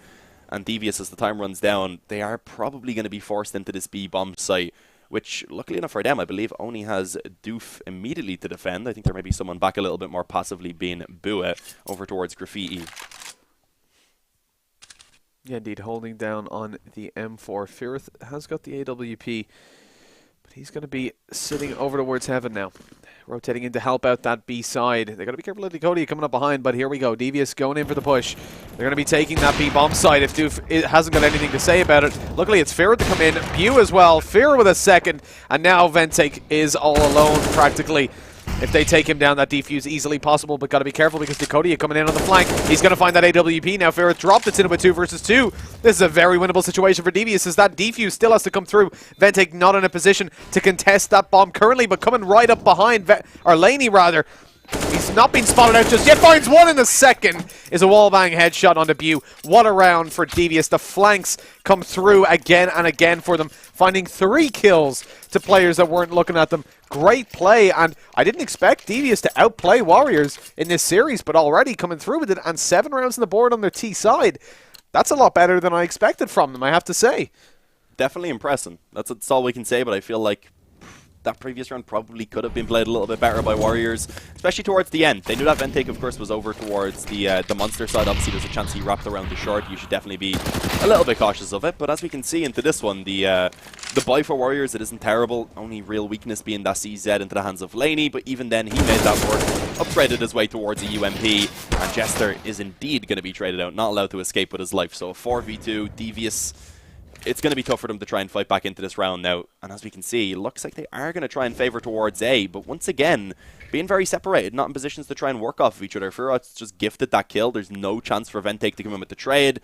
And now he just really has to hope that some mistakes are made and that some frags will actually be gifted in his direction.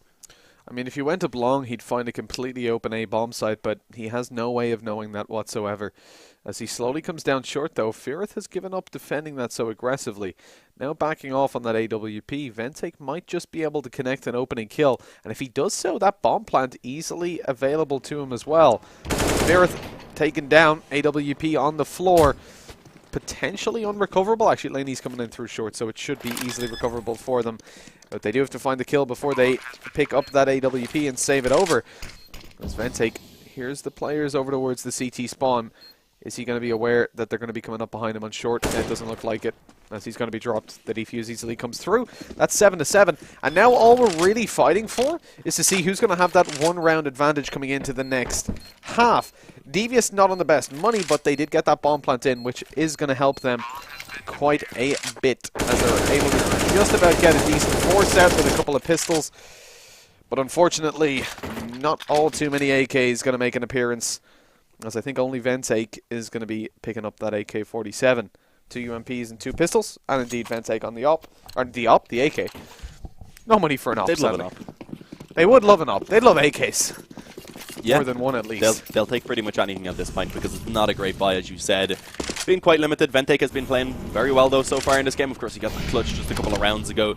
And let's see if they can make this one work. They'd like to get the lead heading into the second half, but either way, 7 rounds on the T side of Overpass, something that they should definitely be happy with heading into that second half. But let's see if they can take it a little bit further. I might just put the glasses back on, and I'm really disappointed, guys.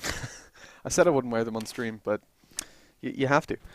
But look, Devious, yeah, they're not in the best situation. They have got a lot of utility to play with, at least, as they make their way over towards the B-bomb site. But look at Laney coming in for the flank. Feareth already finds one in the AWP. Now they go fast towards the B-bomb site. Laney suspects it's going to be an A-push. So does Bew, though. This is actually worth leaving one player towards that A-bomb site. If they can only drop Figgy, which indeed they have, they've picked themselves up a rifle and that bomb plant. Now they've got an M4, an AK, and a UMP. This is very winnable. That nade goes in, though. That's going to deal so much damage. Ventake dropped Extinct on 25 HP. It's all over, as Extinct should be dropped momentarily on that UMP. There it is. The defuse will come through. And the half goes 8-7 in favor of Warriors. Coming out on top on the CT side, certainly something you expect, but that was made very risky. I mean, Devious with 7 rounds on the board, they might just have done enough if they pick up this pistol and then the third round. And that's the thing. It used to be before you pick up the pistol, it's 3-0, and then the fourth round is everybody has AKs, everybody has M4s. It's an even fight. But now you pick up that pistol, you get 2-0, and then the other team has a better economy than you. So if they can pick up round 1, if they lose to the eco, that's upsetting. And round 3, they should be good to actually take this map potentially. But I think that it really has to be the pistol on the third round for me to see Devious actually have a solid chance at taking this win. Yeah, especially towards the end of the half there, we kind of seen the momentum that Devious built up early on kind of fade away. Just having a look even at the scoreboard, of course, after that 2-0 start, we did see 3 in a row for the Devious side. Then it was 1 once again for Warriors, and then they got reset, which allowed for another 3. So without that, it definitely would have been a much more difficult half. But of course, not winning the pistol, if they can pick up the second pistol round and get themselves off to a good start, I think this could be still a very close game and could really go either way. Still going to stick with my prediction of Warriors being the favourites here. Yeah. But Devious have showed us some nice stuff for sure. Yeah, I mean, look, we said coming into this it was probably going to be a closer game than what we saw in Nuke, and thankfully we weren't too far wrong. Separated by 1 round as the first half ends, Warriors coming over into the half that we would favour them more so in. Decodia has a lot of responsibility on his shoulders, holding down on that USP, finds himself 1, but that's not going to be enough, putting his team in a very bad position now, as Warriors can easily take this down towards B if they want. The problem here is that Devious kind of have to get a little bit aggressive to find that information. Indeed, you see Warriors bringing it over towards short now. Connector open for business. They're going to be going towards that as Feareth tries to take a long-range peek on that USP. Nobody peeking him at that point. But that means no information for Devious as they make their way towards the B-bomb site now. Warriors smoke off over towards Heaven, and things start to look very good as they're limiting these ranged battles and giving themselves a really nice chance to open things up on B with those close-range Glock fights. Exactly, that's what happens. Bua was able to find himself 2. Extinct dinked to a single point of HP. Meaning, really, Chris is going to have to be the one to get all the damage done on this retake. And it's not looking too likely. His position, it is known. 3 players to try and find, although they are all tagged up quite heavily. Figgy being the healthiest of those with 56 health. And it gets a lot worse as you go down the scoreboard for the remaining players. But it doesn't matter. Figgy comes in with the trade. And it is going to be Warriors continue to extend this lead just a little bit further. 9-7. We should see the eco coming out from Devious in this one, which will likely concede double digits over the Warriors before the buy comes out. But once they get the guns out, as you said, they should have a pretty solid buy coming into that next round. Getting themselves $2,400 straight into this next round. We've seen only really Jester, I believe, purchasing up anything, and Decodia getting a CZ as well. So we'll probably see them working with a bit less utility than perhaps we would like, but overall, the investment should be quite solid. Yeah, only 3 SMGs coming through for Warriors as they look to build up a little bit of bank with those. Doof getting very aggressive with the bomb, surprisingly. Ooh, I would have thought they would have tried to get the kills with the SMGs, but look at this stack. This could actually work. Oh, but the MP5 picks up 2. In comes Jester with 1. Chris as well. Things are looking quite good now, trading it back and forth, but they haven't got armor, which means that this other MP5 on Laney sweeps them up. They done it wrong. you're meant to show one person on the ramp. He peeks the angle and kind of takes a few shots, baits them down when they try and hunt him down, thinking, oh, he's just an eco, I'll run him for the kill. And then there's 5 people in the pit. So they've done it slightly wrong. But it's not a big deal because now they get the guns out. It's going to be going into this gun round. The op even available for Chris, albeit rather glass cannon, so it's not ideal. He will have to be cautious of the utility and also the MP5 that's been carried over by Laney. It's interesting to see that they don't really keep over too much of that weaponry. They did decide to upgrade onto the AKs. Yeah, indeed, and that's a good decision at that. I mean, 10-7, you don't want to give Devious any opening into the map. Already winning out the first opening aim duel, giving themselves a man advantage on the T side and making a little bit of presence known towards the A bomb side. A smoke even going down towards toilets. What that means now is that Devious don't know if it's going to be an A hit or not, but they are gambling on B. Leaving 3 players there as the push comes through the smoke. Figgy's going to pick up one, but they haven't spotted Decodia. He's hiding. He's right up behind them. He's got such a massive opportunity, but it's quenched. Absolutely squashed before he can even find one kill. Leaving only Ventake left alive. M4, A1S in hand. And a 4K to find. Picks up one. Stuck in a corner, though. And it's unlikely Warriors are going to make a misplay to allow him to come back into that round.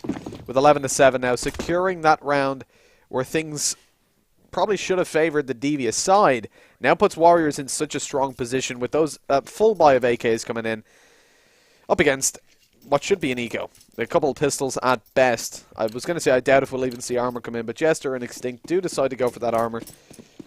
And likely going to be 12-7. And this is the kind of the start to the half I wanted to see Devious have to really propel them forward into this half. But now it all comes down to the next full buy. If they lose the next round, it's pretty much all over for them. Oh! Extinct gets himself 3 on the Deagle! That's some Dupree flashbacks right there, basically. I'm surprised he didn't pick up Extinct, or rather, Firoth as well in the end, but actually it's being pulled back right now. Laney found that aggression through the smoke, also follows it up with a kill onto the Cody, and suddenly what Extinct done may not be enough, but let's see, Ventake alongside Jester, and they get this one done with just the pistols, and actually Warriors are going to run this one up towards that A-bomb site, and it seems like Devious do have a read on this, because they've already sent Ventake back around through Connector, making his way up through the toilets. But sadly, not going to be there in time to quite deny that bomb plant. Yeah, not going to be able to do anything after the bomb goes down either, leaving only Jester. He's got an AK at this point. I'd be happy enough to just save that rifle over. Oh, he's going to get knifed! Come on! You love to see it. Laney was upset that his teammates got spammed down by a Deagle, so he's returning the favor with a little bit of a nutty play on the knife. That's disrespectful, to say the least. A little bit, but money's always nice as well. Yeah, of course. Adds to it a little bit. 12-7. As you said, this gun round here could potentially be one of the final chances for Devious into this one. If they can't get this one on the board, it may just slip a bit too far away from them. As we can see, though, a little bit of a change. A double-up setup. The Cody are going to pull that one out. This is not something we've seen from them yet. We've seen just purely Chris pulling that out over on Nuke. And, of course, on the T side, a double-up setup on Overpass wouldn't be very smart. Not really. You don't want to be pulling that out at all, but not even that one AWP just yet. As they just run around with these AKs, taking the aim battles, coming out on top. Laney's looking to flank out on B. I think he was spotted there, so again, they don't have the info. They don't know if it's going to be a rotation down towards the B bomb site. No, it looks like they didn't spot him, as they're actually going to start heavy rotating towards A. A little bit of utility used to keep them baited in there. As it looks like Warriors are actually going to rotate down towards... They're not sure what they're doing, but they're giving away kills to Chris. He's already found a 3K on the up. Holding that down single-handedly. He knows Bew might be coming up, and there's the 4K. And now an ace. Very much possible. AWP holding down short. He's got the bomb in hand. Stops Laney from coming up through Connector just yet. Delaying the time bit by bit. There's a 3K now needed from Laney to win this out. It's looking like Devious just bought themselves a way back in. You can actually see Laney's going to come around and peek Chris. This could be the ace coming through. Oh, but he's going to be dropped before he can do so in a 1v2. This could get dangerous, yeah. Laney is a player who can definitely win these, but the time working against them, and sadly, so is his position, because he walked straight into the crosshair of the Cody is up. Although only the one, I believe, was saved over. So yeah, not going to have the 2 to work with anymore. It's just going to be handed over to Chris, as you would expect, especially with a performance like that in the previous round. Yeah. And surprisingly, the economy isn't amazing for Warriors. They should be able to get the full buyout just by dropping over a couple of weapons, etc. But they're not really going to be left with too much in the reserve. So a chance here for Devious. If they can chain these 2 rounds together, they would be able to put a bit of a stop to the economy of Warriors, start building up some more rounds for themselves, and suddenly we have a very close game again on our hands. But that's dependent on if they can actually win this round, because a reset would be horrible. But there we go. Double kill to be found. The Cody and Jester working together as they go for that aggression, and almost being taken down as they fell back to safety. Sadly, that wall not being as much of a protective factor as they would have hoped, of course. But they're still very happy having the 5v3. And Warriors, they don't really have any map control. They put all presence early on towards B. Yeah, that wall might not be as thick as they hoped, but it's not as thin as Warriors needed it to be, leaving Decodia and Jester with a combined HP of 23. As Extinct Ventake and Chris still alive as well, puts the two-man advantage in that CT's hands. You see, Warriors now don't really have much direction to take this map in. This round, indeed, in. Ultimately, they want to get that bomb plant down, and the win is still possible here, 3 versus 5. The only problem they have is the time is slowly being eaten away.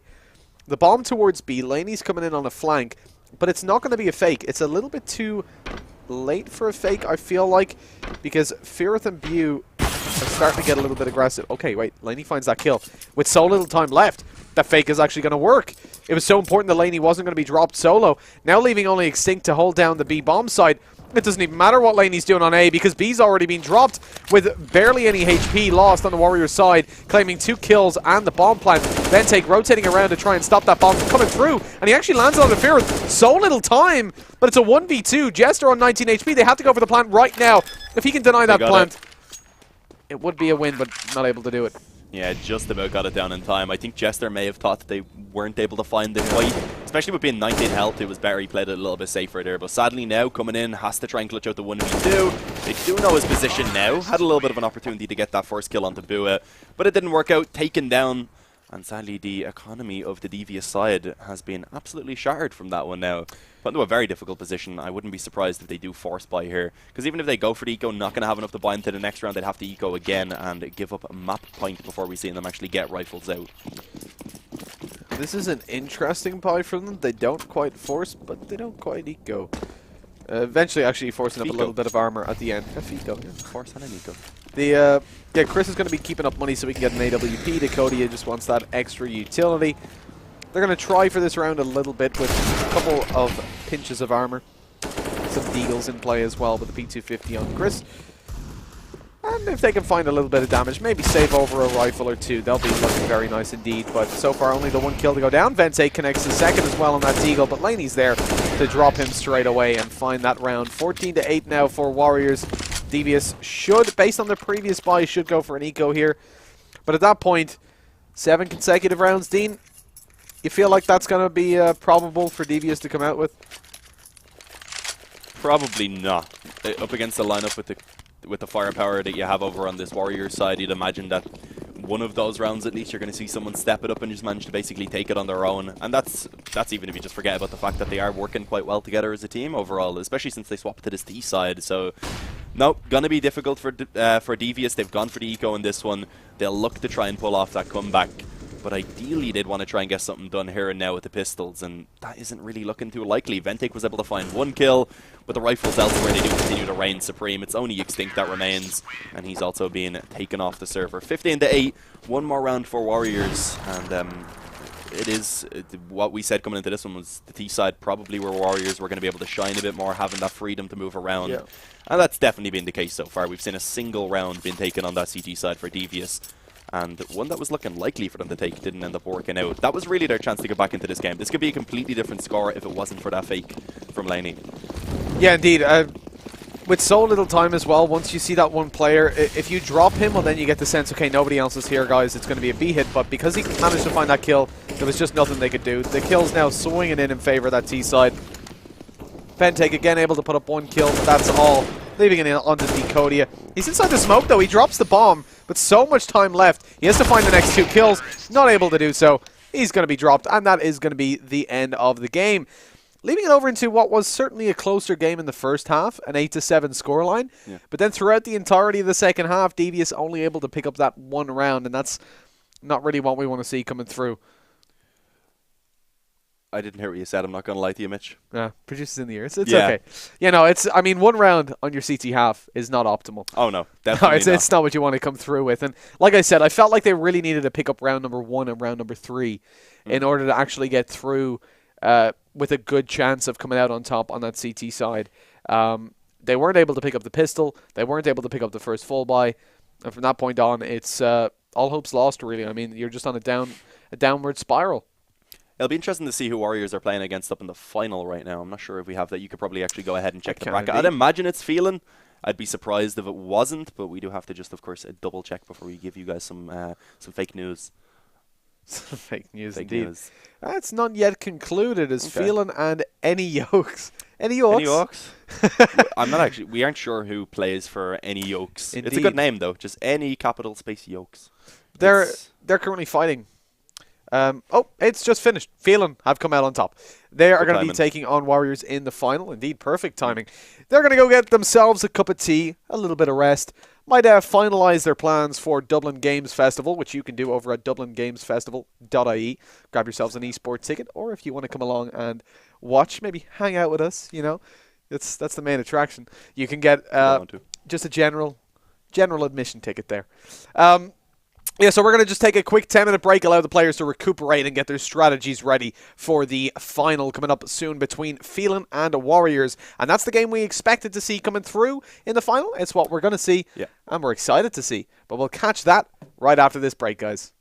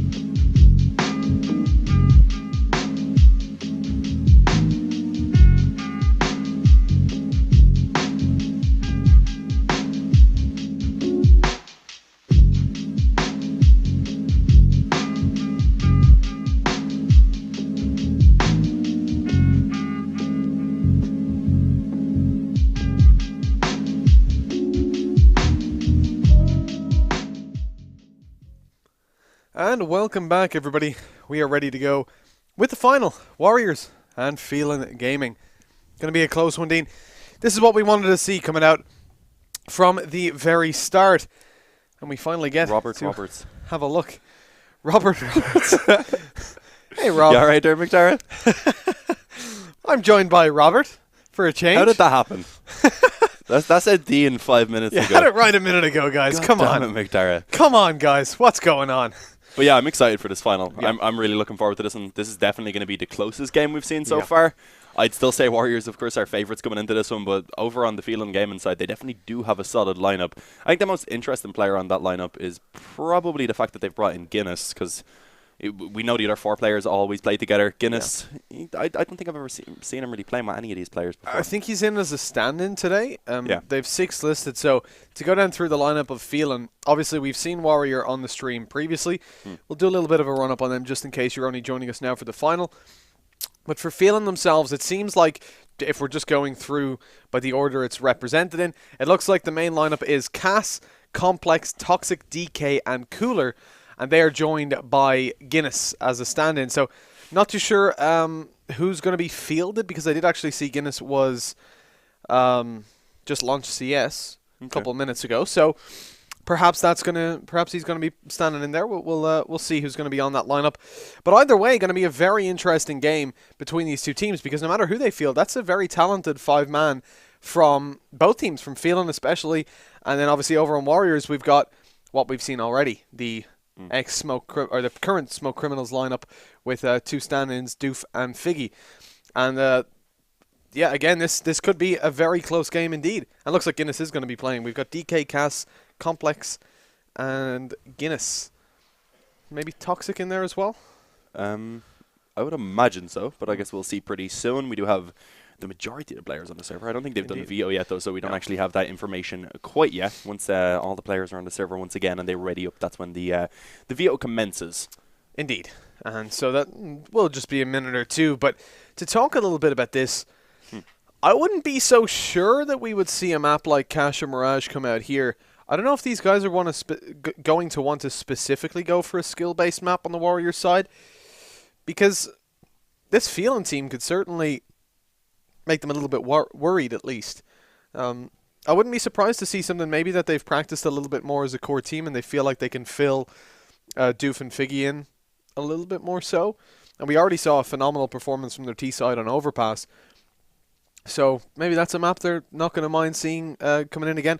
It'd be interesting as well to see if they've been, obviously we won't know, but they could have been speaking to the teammates of, the other teams the Phelan have already played, finding out what maps they played, how good they were on them. I think they just had a 16-1 victory in the previous round.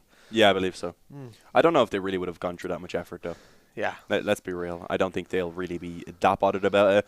They'll probably just go for the maps that they feel most comfortable on, kind of keep it for themselves rather than playing to their opponents, because, as I said, they are, of course, the first seed coming into this, and you would say overdogs, the favourites, no matter what team they're playing against in this tournament. So it'll be interesting to see what map we see. As you said, Overpass, definitely a potential, and we know, of course, that Phelan, they have been together quite a while. At least the core of them have, which is, I believe, Toxic, Complex, and Cass, if I remember correctly.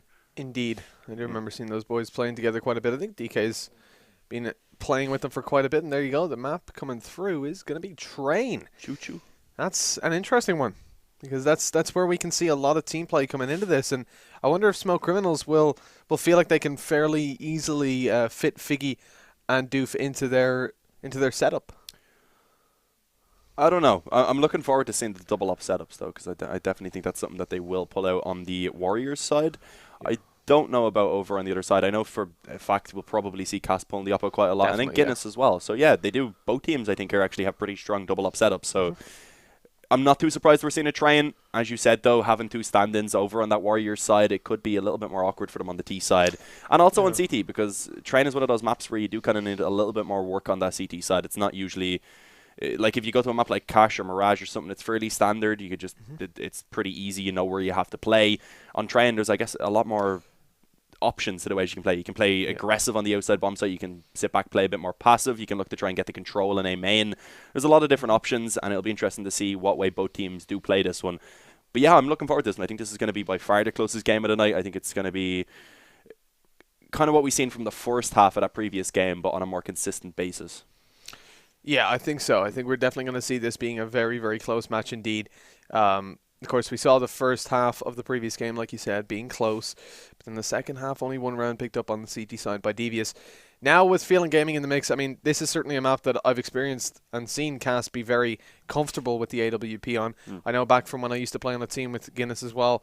He likes opping here on Train. They're both very confident oppers, but of course you have got Firth over on that CT, well, on the CT side of Train. He'll be comfortable with that AWP. I don't think I've ever seen Smoke Criminals actually play on Train. I think it's one of the few maps I've not experienced them on. So I think I'm not really sure what to expect from them in terms of setups, especially with two stand-ins, of course, being Warriors. They've got Doof and Figgy. I'm not too sure what to expect from that CT side coming through, but or indeed their T. But we do expect that their T side will be strong overall, based on the previous map anyways. Yeah, more so just about the coordination that they have and the firepower. It's not like they've done anything special on Overpass. They were just working well together, ensuring that they always had those trades, and also just some good calls. We've seen, of course, that round where Laney went for the fake. That really could have backfired, but it did end up working out just due to how low the time was.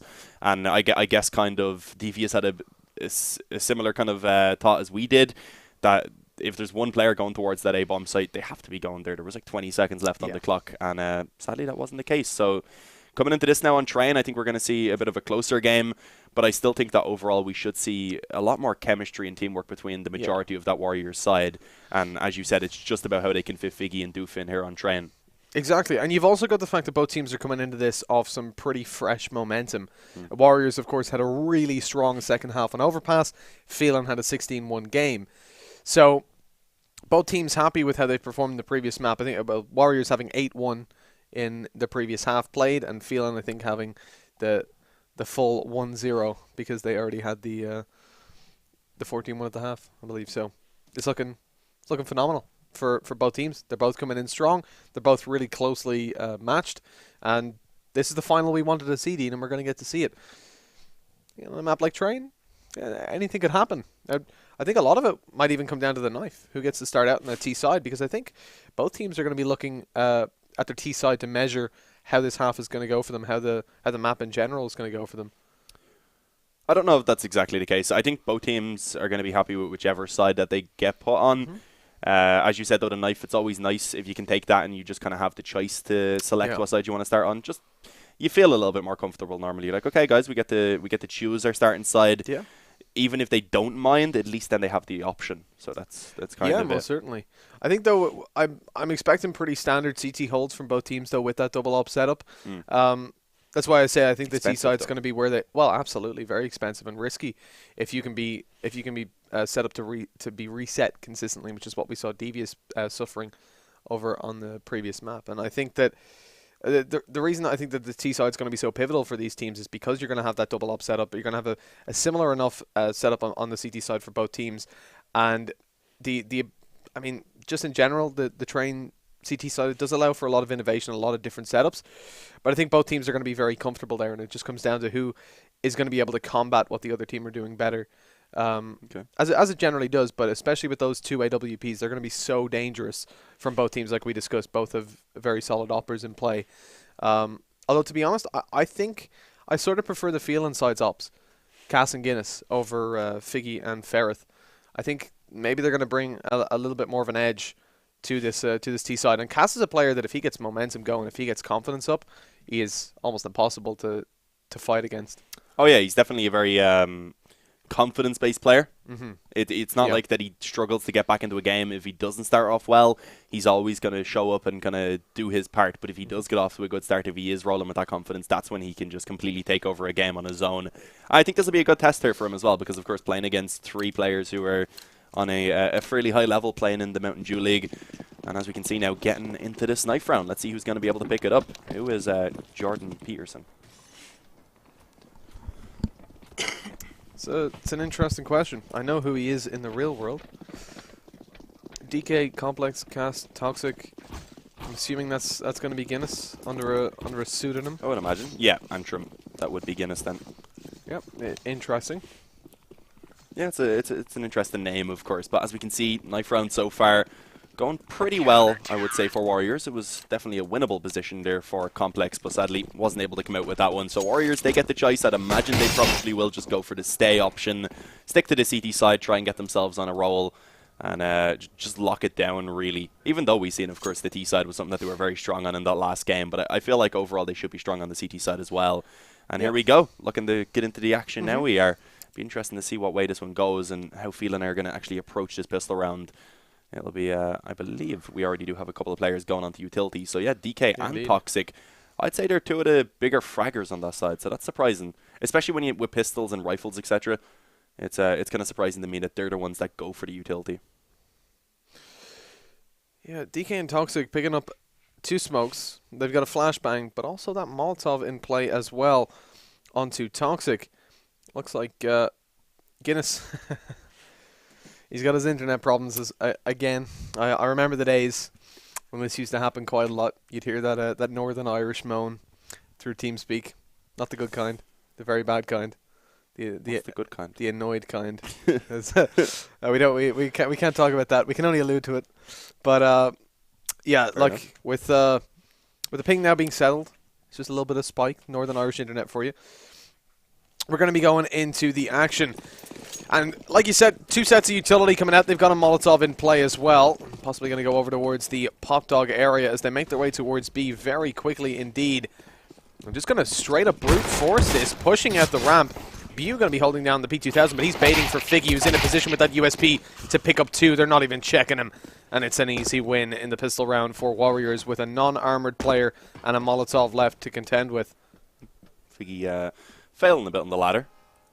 Did eventually get up it, but only toxic remaining, as was of course stated before. He had the Molotov, so of course I guess his plan was to go towards upper, just try and use that later on to play the time on the after plant. But of course when you get shut down like that, that's not really a choice for them to actually go for. If he could get a bomb plant, that would be great, but it's very unlikely. Shooting the bell, okay, that works. Ringing the bell, I guess that's for the end of this round, most likely, as he's down to 12 HP already. Finished off, it's not a single casualty on the Warriors side. They take it with perfection. And feeling, I'd imagine, just going to go for the full eco here. I wouldn't even expect them to buy up any P250s or anything without any kills coming in. The only criticism I'd give there for Toxic was, obviously aside from trying to drop as many players as you can, he had a Molotov in play that he didn't deploy, so that was picked up by Bew towards the end of the round. So now he's got a free Molotov coming into this. That's saving him $600, and he's going to be very happy about that. Plus the fact that, you know, maybe you do pick up one of those kills with the Glock. It's better than nothing. At least you're dropping one set of armor. Now, money is going to be in plentiful supply for that CT side as they find themselves in a couple of openings in the SMGs, but Complex somehow stands in the open and sprays almost a full mag of a Glock with one tap precision. Not even the full spray, not a panic spray, just sat there tapping away and finds a kill. Yeah, it was really all he could go for. The fact that he got 2 kills out of that is pretty good. As we said, they put no investment. Of course, they kept themselves onto those Glocks so that they could get the buy coming into this one with the utility.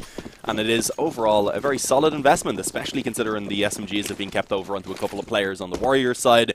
Figgy going to remain on the scout as well. And this is a chance for Phelan to try and get themselves onto the board early on, similar to what we've seen for Devious in that previous game. Well, let's see, because Pass already have taken quite a lot of damage. Complex and also Guinness going to go ahead and get taken down.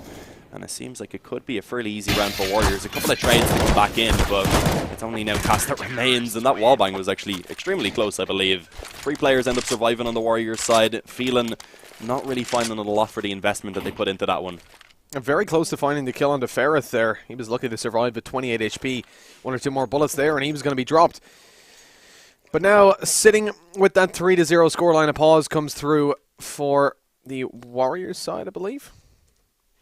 Didn't quite see who called it, but with Phelan now coming up onto an eco, I don't think it's going to be all too likely that they're going to be sitting on that pause. They've got a couple bits of pistols, tiny bit of utility, and it's going to be a lengthy enough pause. It looks like it's going to be a ping issue. Again. Take pause. It's not from Guinness this time. It's not Guinness. Oh, I'm surprised. Who is it then? Oh, it's Bua. Oh no, he'd naturally be on 80 ping. Indeed, because he is of course playing from Israel. But I don't see any other ping issues. Apparently, somebody is restarting their internet. That's Ferrith saying that, so it's over on that CT side. But let's. It's enough about ping. I think it's time to talk about the economy, right? Warriors have won 3 rounds in a row. That 3rd round is really important now. With the new economy system, the way that most teams are playing it, full buy in the pistol round. So if you win the pistol, it's like a 50-50 chance of you winning, right? 2nd round is like 99%. You're up against a full eco most of the time. And the chances of you losing that are pretty low, especially because you don't have that much money. You're going to be on SMGs. It's a perfect position to be in. 3rd round, though, you actually have a deficit of odds coming into that. Because, of course, you're still with those SMGs. You've still got the FAMASs. Most of the time, you can't buy up 5 M4s, which means that the other team on full AKs and full utility, for the most part anyways, especially if they've gotten a bomb plant down along the way, all of a sudden find themselves with an advantage despite being 2-0 down. But picking up that 3rd round propels you into a really solid position. Phelan Gaming having to go for that eco means that Warriors are going to be up 4-0 before Phelan can contest. It also means that the full rifles are going to come out on that CT side on the next contestation, and so Phelan won't have that advantage anymore. So Warriors, having already won out a round where they're disadvantaged, now facing off against an easy win, right? Just a couple of pistols coming through, barely any armor, no utility, bar smoke and a flash. And the rest of the players, I mean, in the next round, Warriors 4-0 up. They've got the full buy, they've got the M4s, they've got the utility. So do Phelan, but it's an even contestation at that point, and so Warriors claiming themselves a very, very nice start to the half. Oh, I don't think Delaney was spotted, was he? Yeah, apparently he was, but it doesn't really matter. Guinness going to be taken down. Wasn't able to chase in for the kill like he would have hoped. So 5v3, DK already been taken low as well. If he peeks in for Pop Dog, he will indeed be finished off by Figgy. And as you can see, Cass is just hoping that someone will try and push in. And oh, Figgy! Figgy, no. He goes down. He's not going to be happy about that. No, he is not. That's an M4 for Cass as well. If he can make a couple of kills work from this, that would be really nice damage onto the economy of Warriors, who haven't really built it up all that well so far. And there we go. Firot also going to follow him to the grave. It's interesting that he decides to push so aggressively forward, because he especially wants to try and build up that bank. Yeah, most definitely. What's interesting about that, I suppose, Figgy, if we had that comms, if McDara had his wish and we were on that TeamSpeak, we probably would have heard a desk being hit pretty hard. It's Figgy famous for that, all those clips from LAN. Even if you're recording in a different room, you'll hear him hit his table. Look, this push, very effective. They've already claimed the B bomb site. They could get the bomb plant down. The problem is they don't know that just yet, and now the bomb dropped. Luckily, it does trickle down over towards the oil train. But Toxic has got a Tech 9 in hand, and it's a little bit reckless of them not to just go for that bomb plant. Toxic going to be shut down long range, and it doesn't set them up as well as they would be set up for the next round. They still have that full utility, the full AKs. They've got that full buy, but they're going to have very little money left over in the bank. And they could have been set up very nicely indeed had they have just gone for that bomb plant and had one player covering the plant. I mean, Cass had got an M4. He could drop the bomb to Toxic, let the bomb be planted, cover it, and hopefully find themselves an opening. And double up setup is something we discussed, Dean, earlier on, but I don't think we expected to see it come out on the T side. Yeah, you don't see this all that often. I think the last time we've seen a team use this as an actual strategy, at least commonly, was the old Immortals lineup when they had Hen 1 and KNG. People say Henny, but then they just say Lucas 1. It is just meant to be 1, and Henny always tilts me. Fair enough. Just saying. You've never been caught up that much in it? So. I have. It's just because he said it before that's what it is. So. Oh, okay. Well, that's fair enough. I mean, it's inconsistent. They're twins. They go at Lucas 1 for one and Henny for the other. It's just weird. But there we go. One of the ops is actually going to work out. Young Cass able to go in and get himself the opening kill. Found Figgy, who was fallen back from Pop Dog after getting initially aggressive. And also Guinness going to be able to chime in on his op, able to take down a quick kill on towards that bomb site. And suddenly they have a nice chance. The barrel was spotted by Toxic. That's great. This completely opens up this A bomb site now. They have a split coming in, as you can see. Firot and Bua, they got aggressive on B. Gives them a little bit of a chance to come down Pop Dog and perhaps catch someone off guard. But when you look at the economy, the fact that there is, of course, Figgy and also Doof working with a pretty weak economy, having barely any money in the bank, saving is something that they probably should consider, especially if they can't get a quick kill. Yeah, it looks like they're already going to be going for that. Making their way over towards the toilets to flush this round away and give it over to the field inside. Warrior. Oh, hold on though. Bu's gone a little bit aggressive. Finds himself an opening kill. And now maybe they'll actually contemplate going for this. Yeah, indeed. Ferret finds that kill. Things are looking fantastic, but the time just isn't playing well for the CT side. Toxic goes out for that, and that should be the end. With Complex picking up just one. That's all he needs. 4-1. Things go over in favor of the field inside for the first time. It got a little bit risky towards the end. If they had a little bit more time to play with on the Warriors side, that certainly would have looked a little bit different. But 2 kills coming in. Unfortunately, not able to save the weapons over. And now a Deagle has to come out on Figgy. But 2 ops, but it's actually Laney and Ferret to find them. As Figgy presumably going to go aggressive, and Pop Dog again hasn't found success there for 2 rounds. He's going to look to find it this time. Or maybe not. No, he's actually retreating from that, instead playing on top of Brown, spotting them out and looking for the kills. Oh, this could be big. He's making noise, though. Cass should have been able to hear that, and as you can see, eventually he did do so, taking a bit of damage, but his teammate was there to give the cover that was needed. A nice shot from Laney. Firot also going ahead and taking one with the AWP, which means, of course, now that Phelan are actually going to be working with a man disadvantage. Suddenly this round is becoming very difficult for them. Losing this would be absolutely horrible for their economy, because as you can see, didn't survive with many in the previous round after the damage that was done. And now as they push on towards this A bomb site, they have indeed been spotted. I believe at least 2 of them have gone ahead and given their position over to the CT side. Laney continues to connect the shots, and this looks like it could be a reset indeed onto that economy for Phelan. And it most certainly is. With young Cass being dropped, the Phelan economy takes a couple of steps backwards. Cass is going to be on a double eco himself, but maybe with a bomb plant, he'll be able to secure himself a buy. And so I would expect to see the full eco to come in from the majority of players. Indeed, that is going to be the case as they look to find a bomb plant, which is going to be pretty important here. If they can find that, certainly strengthens their economy moving forward. Early Molotovs coming through from the CT side. Figgy, again, going to get aggressive. He's running right into the whole T side. Needs to be careful not to give away this rifle. Nobody's going to be there to trade him out. He's been spotted on top of the train, but they're not able to focus on him because Doof's there to help out as well. And then the AWP on Ferret closes the round. Very quick 6-1 from Warriors as they connect another win with minimal losses. 2 AWPs in play.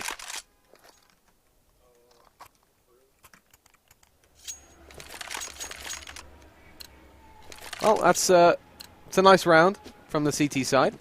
Leaving over feeling, like we said, they were hoping for the bomb plant there. Cass not able to get the full buy up, so he's only going for the MP5SD. Everybody else sitting on the AK-47s. No AWPs from Phelan, which is where we saw them have some success earlier on. But this time Guinness is opening things up with an AK-47. Now kind of trapped in that position. Ferret not going to be... not going to be flashed by that. And does eventually connect with Guinness as he tries to back away. Yeah, he's not quite a Ferret. At least not that I know of. I was trying to correct Mitch on that pronunciation, but I'm pretty sure you just thought you were saying Ferret. It's just because you're saying it so quickly that it comes out Ferret, but ooh, yeah. Good work by Ferret. Able to get himself a couple of kills there towards Ivy. Actually pulls the advantage back in favour of Warriors, so gets a little bit awkward. Complex is low HP. It's going to be towards Cass really to get the majority of the work done in the remainder of this round, but perhaps he may not even be needed. Complex able to get himself a quick headshot. Cass eventually goes down. And now with only 15 points of HP, he has to try and pull off this 1-on-2. I guess a positive being, of course, that he is up against the ops, so if the shots are missed, he's given a great opportunity. And there we go, brings it to the 1v1. He, of course, doesn't know the position of that final player, which is a little bit of a disadvantage since Laney has at least a basic idea of where Complex is located. And playing it very passively as well. He's not giving away his position. Oh, no, he misses the shot! P2000 out, or P250, he's got a chance, at least one bullet needed. That got very awkward indeed. Jesus, Laney. It worked out at least in the end, eventually. 7-1. That's MDL level play right there. Don't let him hear you saying that. Oh, Laney knows, knows I love him. 7-1, Brazil comes out. Brazil... That can be extended further in the favour of the CT side pretty easily, as Warriors need only to find a couple of kills up against unarmoured opponents. It's only Complex who's got that Kevlar out. Indeed it is. Guinness though, nice little drop in the pop dog. Figgy again, this time being a little bit too late on that push. It's an interesting choice to go for that when he clearly didn't really have the greatest of spawns. But it is still the man advantage, right? Never mind. Furod comes in and just takes down too quickly. I was going to say a bit of a chance for Phelan, but of course, you do see the rifles come in and dominate from that point forward. It's only Cass that remains, and sadly he doesn't have the bomb. If he did, there would have been a great chance for him to at least get that planted. But as you can see right now, just kind of playing with Laney for a while, but sadly he's the one that comes out on the much worse end. 8-1. This is the exact same half we saw unfold for Warriors in the previous map of Overpass. It was on their T side that they found it there. And again, it kind of comes down to this T side. Clocking up those rounds is really important here. Whatever team starts on that T side in this kind of a matchup has a great responsibility on their shoulders to find themselves at least around that 6-round mark moving forward. That's where we want to see Phelan sitting at the end of this, but that requires a very significant win rate moving forward. Starting it off well, though, by taking down Laney on that AWP. That's the only op of the CT side removed from play, and granting them potentially some openings with 2 SG553s in play. Yeah, that's something I was curious about. I was actually thinking before this game that it was likely we'd see some of those, especially on Train, being a bit of a longer range map. Bua actually getting caught on that B aggression, and it's Guinness to also shut down Fee, so just nothing working out for Warriors right now. They've got aggressive on basically every single position on the map, and they haven't even been able to do a single point of damage in the process of doing so. It's only Doof and Furot that remain, and as we can see already, Phelan have gone ahead and claimed themselves control of this A-bomb site and brought it down to the 5v1. It's all Ogre now. An opportunity, though, presents itself for Warriors. If they can win this round and the next, they'll find themselves 10-2 facing an eco from Phelan. The problem is, like I said, it's not a win in this round that they need exclusively. They do need the second, because Phelan have now built up enough economy with their loss bonus in the back pocket and the bomb plants that they're going to be able to get a bye if they lose this round. So the reset's not going to be too important for them. Oh, and a quick kill already from Guinness. Figgy trying to cover him, wasn't quite quick enough on that Eagle to get the kill in. Although we do see Laney on the up, been able to find one for himself. Guinness pushing forward, that's a kill he probably should have been able to find. But at least he was able to do the damage. Figgy taking down to only 18 points of HP. They got themselves a bit of control. They knew that no one was in Pop Dog, of course, and it looks like they want to try and actually reapproach on towards the B-bomb site now instead. Problem is, Figgy had actually gotten aggressive and found himself control of the bomb. That absolutely puts a shut to really any sort of a plan Phelan had in this round. They pushed it on the B with the 3 remaining players, but even if they got those kills, it would have been very difficult because the bomb was on the other side of the map completely. Warriors have got a really nice situation unfolding for them now as well, with only losing 1 player in that round. It seems like MP9 player now, or Doof as he's more commonly known, has maybe a little bit of a misread on what their economy is like on that T side. No, he's just living up to his name. What do you want about? Well, he's taking out an SMG in a round that's pretty but his name is MP9 player.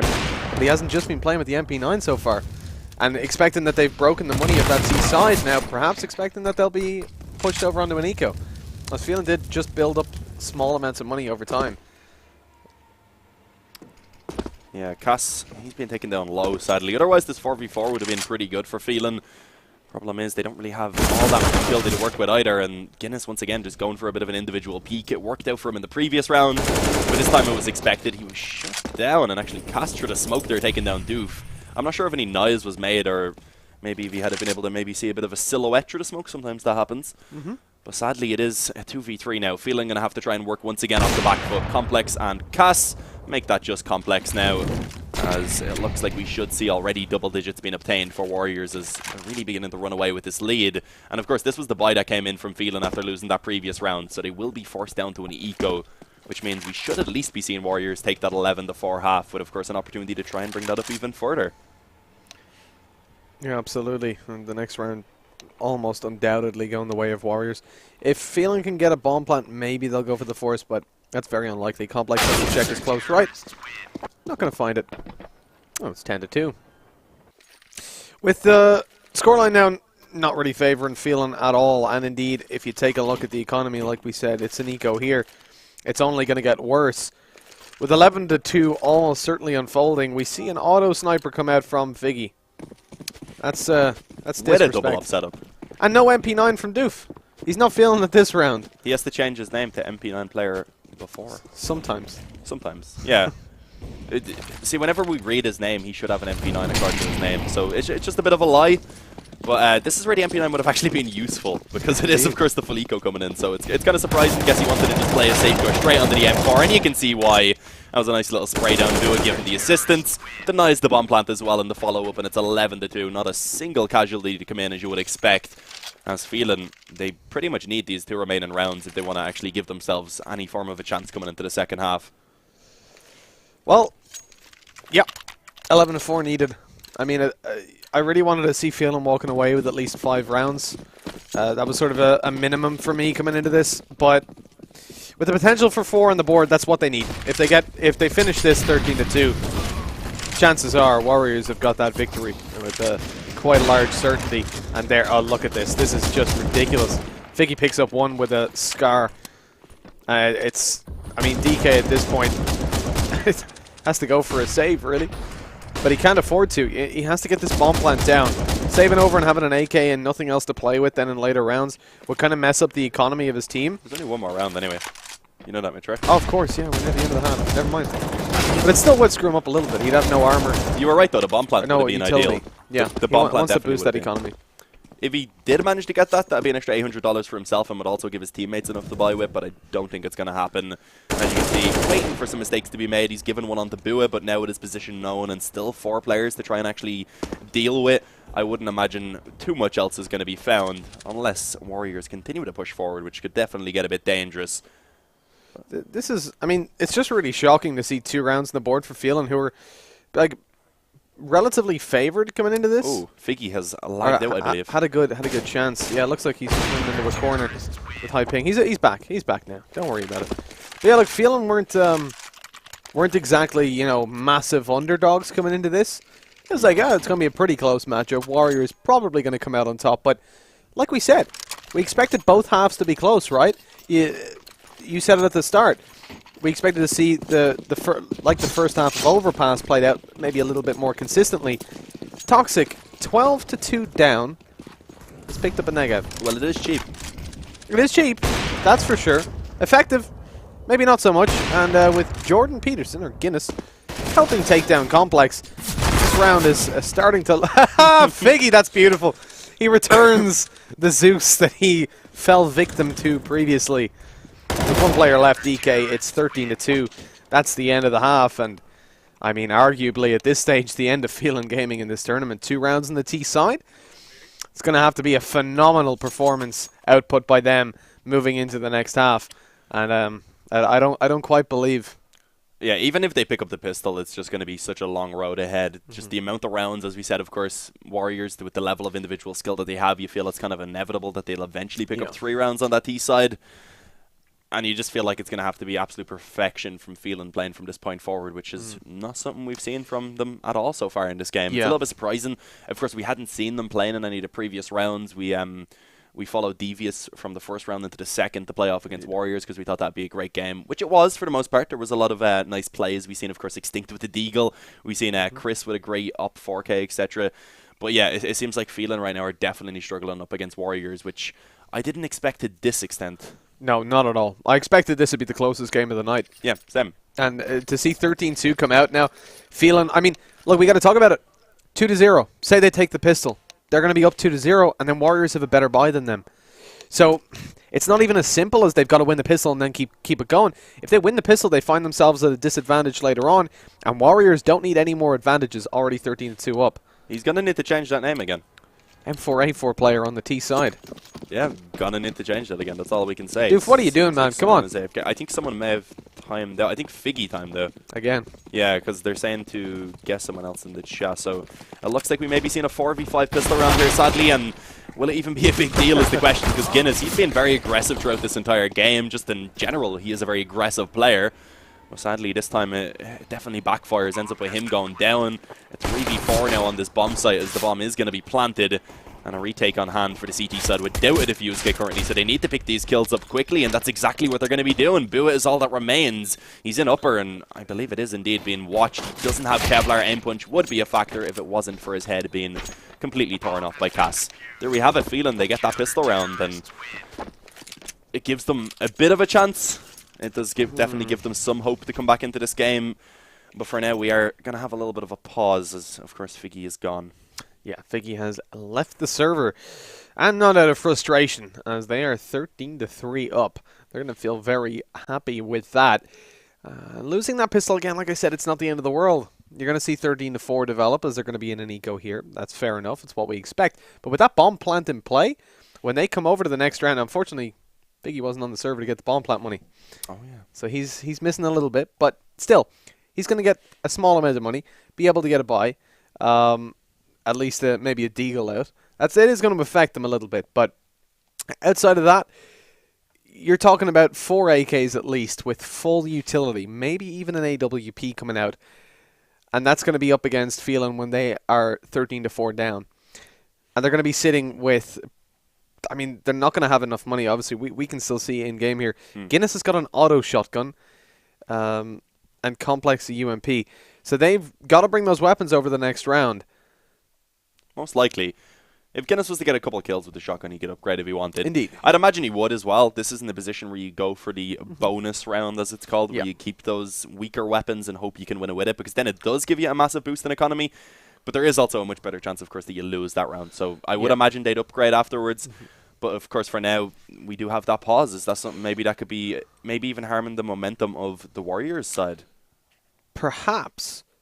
I think as well, just to build on what you said there about the in this position, generally you do see teams go for that bonus round. But like you said, in this position, 13-3 down, 13-4 at the time. When it comes about, you have to force it up, really. You have to. You can't go for the bonus round at that point. You give over a 14th to Warriors, and then you get their economy bolstered up a little bit. It's just not worth it. You want to take every single round from this point forward and at least get up to that 13-11 round before you give over something to Warriors, because we've seen Warriors on their T side. They're confident, they're strong. They're able to, like, a lot of the rounds we saw Warriors on the CT side coming out with 4 players alive, 5 players alive. That's not what we see generally when Warriors lose a round on the T. They're going to be able to trade. They're going to be able to take it close, and if you win, you're going to win in maybe a 2v1 at best. And so Phelan are going to have to really work at this, especially because this half has the potential to end before they can even get their precious AWPs out. And that's what we gave most of the favor towards Phelan for it on the CT side, that they'll have that double op setup and use it really well. They might not even get to use the double op setup if they're not careful. Exactly, yeah.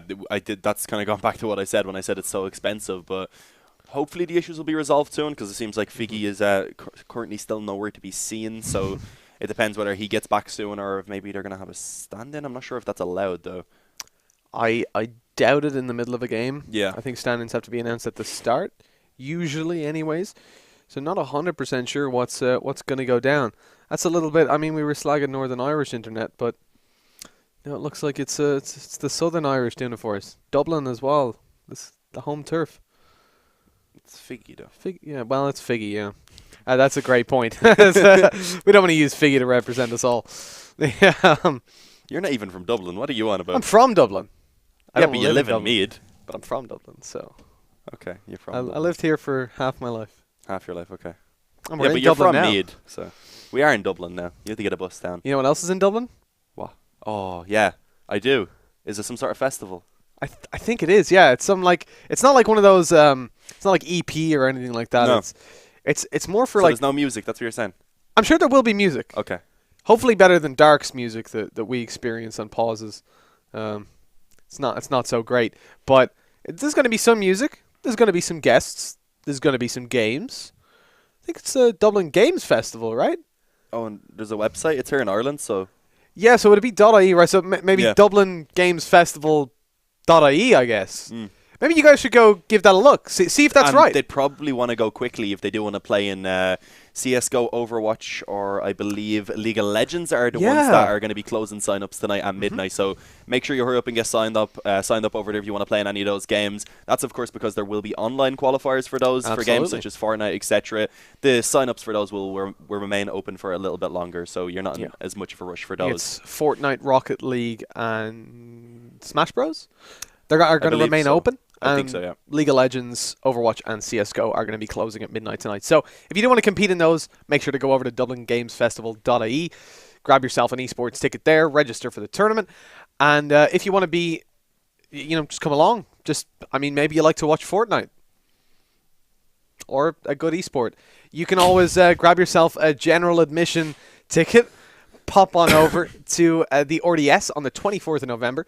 And you'll catch all the action. I think there's going to be like VR stalls and everything. I believe so. I mean, I'm looking forward to going. I want to try VR. I've never tried it. Neither have I. So we can get motion sick together if we're prone to it. I think I'm okay. I think VR nowadays it doesn't cause it anymore. The initial versions of VR were a little bit queasy, but now it's all good for the most part, unless you're like really bad. I think it's so good apparently that you can get seasick if you're on a boat in VR. Oh really? Yeah, so there you go. I don't think I've read anything about that. Still no sign of Figgy getting back on the server, sadly. It's always Figgy. It's always Figgy. It is. It really is always Figgy. Most of the problems, it's either, in this scene, it's either Figgy or Tobin causing the problems. Luckily, Tobin is nowhere near power cables here. All of ours are taped in, so he can't get access to them. Probably close enough to Guinness's. Probably. He might be on I think they're in the same county at least up north. Yeah. So that could be dangerous, but I feel like you'll probably avoid that for now. But yeah, Tobin's a little bit of a wreck sometimes. He's a nice lad though. He is a very nice lad. But yeah, hopefully we can get everyone back on the server soon. I'm not too sure what's going on with Figgy or whether they will be allowed to stand in. Hopefully we can get some sort of confirmation on that, what's going to happen if he doesn't come back within a certain amount of time. Yeah, I'd imagine, I think usually it's 10 or 15 minutes you have. Yeah.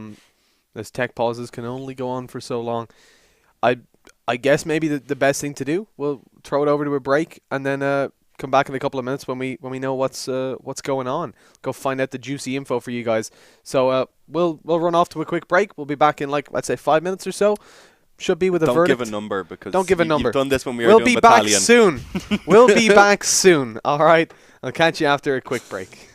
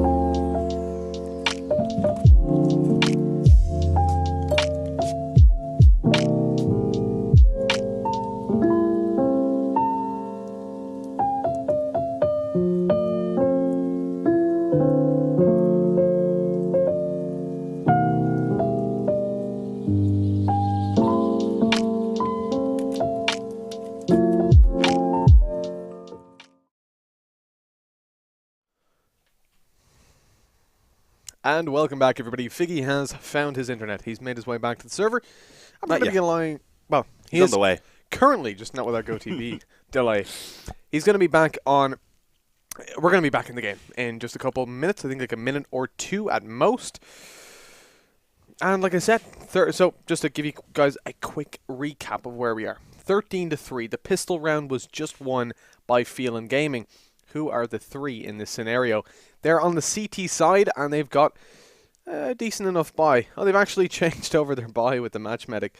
And so they will have a FAMAS, an M4, a UMP, and safer buys. I prefer that one. Definitely going to be a little bit of a better buy. Interesting to see what Warriors get in the next round now, because of course Figgy's going to be suffering for economy a little bit.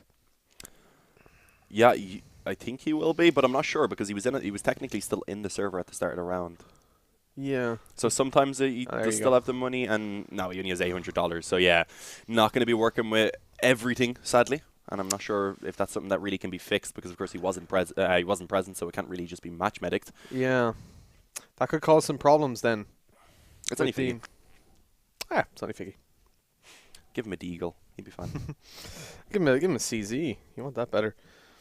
But yeah, like with a decent scoreline now in favor of the Warriors side, they're going to lose this one, undoubtedly. It's going to be that full eco. I would be very surprised if we see anything other than a full eco coming out from them here, which means that it will be 13-4 more than likely. But then the full buy comes through from four of them, Figgy excluded, because he's only got $800 starting this off. You'll see all that when you get in. Well, if they could get a plant in this round, his money would be okay. Yeah, he'd be able to get 2,400. He'd get the 800 from a bomb plant, and he already has 800. So yeah, if they get a bomb plant, he'd still be able to buy into this next round. I doubt it. Probably going to be put down to something a little bit weaker. Could probably get a Galil or an SMG alongside some utility. Yeah, but I think a bomb plant is going to be pretty difficult to come up with because, of course, you're against the scout, 2 SMGs. You've got no armor at all, so you're going to be shredded by them. But it is quick trained. B rush. Quick B, exactly. The old trusty one. And we have got a couple of pistols coming out as well, 2 CZs, 2 Deagles, so that's going to give a little bit of potential, but it's not going to be B, unfortunately, Dean, that we see them go towards. Instead, movement being made towards an A split. Hot Dog already seized, but just as quickly, control is relinquished. Feareth loses quite a bit of HP as the scout holding down in the corner. Toxic has to back off, but DK pushes in and helps out by finding himself one, and he goes in for the double. Not going to connect it. A little bit of damage being done here by the T side, leaving only Doof. 1v2. Still decent damage done. I mean, they're going to be happy with what they've done so far. But Doof with an M4. He's the M4A4 player, Dean. Yeah, it's perfect. He went ahead and just picked it up. Maybe this is all he's going to use. He's not going to buy anything, I wouldn't imagine. But yeah, taken down in the end. A 4th round to be found for Phelan. But of course, there wasn't a lot of investment into that round from Warriors. So even the fact that they are able to get the 3 kills out of that one, that's something that they're definitely going to be happy with. And you can see, of course, the buy, as we said, it's going to be perfect on everyone except for Figgy. He relegates himself down to a Galil and doesn't go for the helmet either, which means, of course, that he's going to be a little bit more vulnerable to those M4s and also the FAMAS, of course. So it'll be interesting to see what way they approach this round. Looks like we could be seeing a bit of a fast approach as already they have grouped up with the majority of their presence over in the B halls. Yeah, indeed, it looks like it is going to be a pretty fast push towards B. They've got to worry about Complex over towards the Pop Dog, but they're watching for that. Jordan Peterson, a.k.a. Guinness, holding down the ramp, goes in for the peak. He's going to lose so much HP. Only 14 remaining as he's going to hold down B with the assistance of DK long range on the M4. Toxic finding one onto Figgy, who had no head armor, and he suffered for that. His head taken clean off as the push comes over towards the B bomb site. DK getting a little bit more aggressive. He's behind that smoke, but so too are the T's, and they claim 2 very quick kills, leaving only Cass to hold down for now. Anyways, picking up 1 kill, going out for the peak. Looks like that AK is going to work out for Doof. He doesn't only frag with the M4A4, as Laney finds an 8 kill to close things out. It's 14-4. And with Feeling Gaming having no loss bonus, they have no money and no buy in this round. Going for a force, and Guinness taking a P90. Okay. But Figgy's taking a negative. What is going on? I suppose 14-4 up. Why not? He didn't have too much money. He didn't have enough for an M4, so he bought a negative. For an M4 on the T side? Oh, an AK, sorry. you know what I meant. Yeah, I know what you mean. Of course, we all know what you mean. But he could have gotten one dropped over by his teammates. Not going to be necessary. He gets taken down, but the trades come through. With only Guinness left on that P90. That's 15-4. Yeah, it's looking like this could be the end of it for Phelan. You see Guinness, of course, as he pushes out of the pop dog. He was finished off quite easily, and it's going to be a similar investment to what we've seen in that previous round now that they are going to be working with, again, not even going to have the P90 this time around. Mostly Deagles and MP9 for Toxic. And Cass going to have something pretty similar to those when he decides to buy up. So yeah, 4 Deags, 1 MP9, very limited utility. And it looks like we could indeed be seeing a 16-4 scoreline coming in from Warriors. They've basically just walked their way through this bracket. Indeed. This is, like, we've got 1 kill going in for the CT side, but practically no chance. Toxic holding down with an MP9. They might get aggressive onto him. Guinness has already found one with the Deagle. It's a 2v3. Toxic smoked off. Going to hold for them pushing on through. Oh, he goes for himself. Laney's going to be picking up, but hold on. Laney's heard shooting off with the AK-47. That's now picked up by Toxic. It's into a 1 versus 1. A winnable situation. Fearoth has got the read as he makes his way over towards B to get that bomb plant in. At least economy secured for Warriors, but that's not a worry of theirs right now. They are stacked. All they need to do is win out this round. Fearoth seems to expect a connector push. As Toxic comes in through CT, he's going to be heard. Fearoth holding the right angle, and that's it. Toxic taken down with a quick one-tap. 16-4, Dean. Yeah, that's all I can say. Yeah, indeed. I mean, that's not... Look, we were looking forward to this final. We called it from the start. This was the most interesting game of the night. Yeah, or so we thought. 16-4, there was no question about who was coming out on top of that after the first half. I mean, even 3/4 of the way through the first half. It was looking like Warriors had that in the bag, and indeed they did. As I said, though, of course, coming into this, when we looked at the lineup of Warriors, they were going to be, of course, the favourite in every single game. But we thought it was going to get a little bit more tough for them, at least as they got towards the end. We saw Devious, at least in the beginning of their game up against them, put up a very solid fight. They only came out with 8 rounds in total after getting 7 in the first half of that match. And we expected coming into this one to see a solid performance from Phelan. We thought they'd at least be able to maybe bring it up around double digits, make it a worthwhile, a competitive match, but it just wasn't the case in the end. Warriors just had the full control the entire time, and it probably would have been a bit more one-sided if it wasn't for that timeout from Figgy as well. Yeah, indeed, because he would have gotten a better buy up to start things off. And just even then, he would have been there for the pistol. We seen them kind of go for a little bit of a wild push when they realized that they had the man disadvantage. They just started pushing all over the place. Yeah. I think, look, 16-4 is just phenomenal. Like 27 kills coming out on Fearoth at the end of that. Just going to quickly whack into the more stats. It doesn't work after game. Never mind. We can't do that, Dean. No, but I think his ADR was very high throughout the whole game. Like, you would imagine. He was connecting kills, not just finishing people off. And it's just everybody on the Warrior side really stepping things up throughout the whole tournament. The kind of upsetting thing is that Phelan Gaming, for me, this was a double digits for both teams map, undoubtedly, to me. Like, coming through it, especially being on train. I thought both teams are going to put a really good CT side out there, and it's just going to be the T side. But like we said, look, Phelan Gaming didn't get a chance to showcase their double op setup. Didn't get a chance to showcase an op setup. They just got absolutely on the CT side. Yeah, I don't know how much it would have really helped them. It definitely just seemed like they were being outclassed throughout that entire game, which isn't too surprising. Of course, as we said, having the core of the Smoke Criminals lineup over on that Warriors side, you would expect them to win this level of tournament pretty easily, even with the stand-ins. And even then, they took one of the stand-ins, one of the better players in Ireland. Figgy also up there. He's definitely capable of holding himself against really any Irish competition. So it's not a surprise. It was more just a surprise that we didn't see a bit more of a fight being put up here in this final. But yeah, congratulations to Warriors, of course. They got themselves the victory. Done so with 2 victories, one being 16-8 and the other being 16-4. And yeah, it'll be interesting to see how these teams can perform when they don't have to go up against a team like Warriors, for example, maybe at the Dublin Games Festival.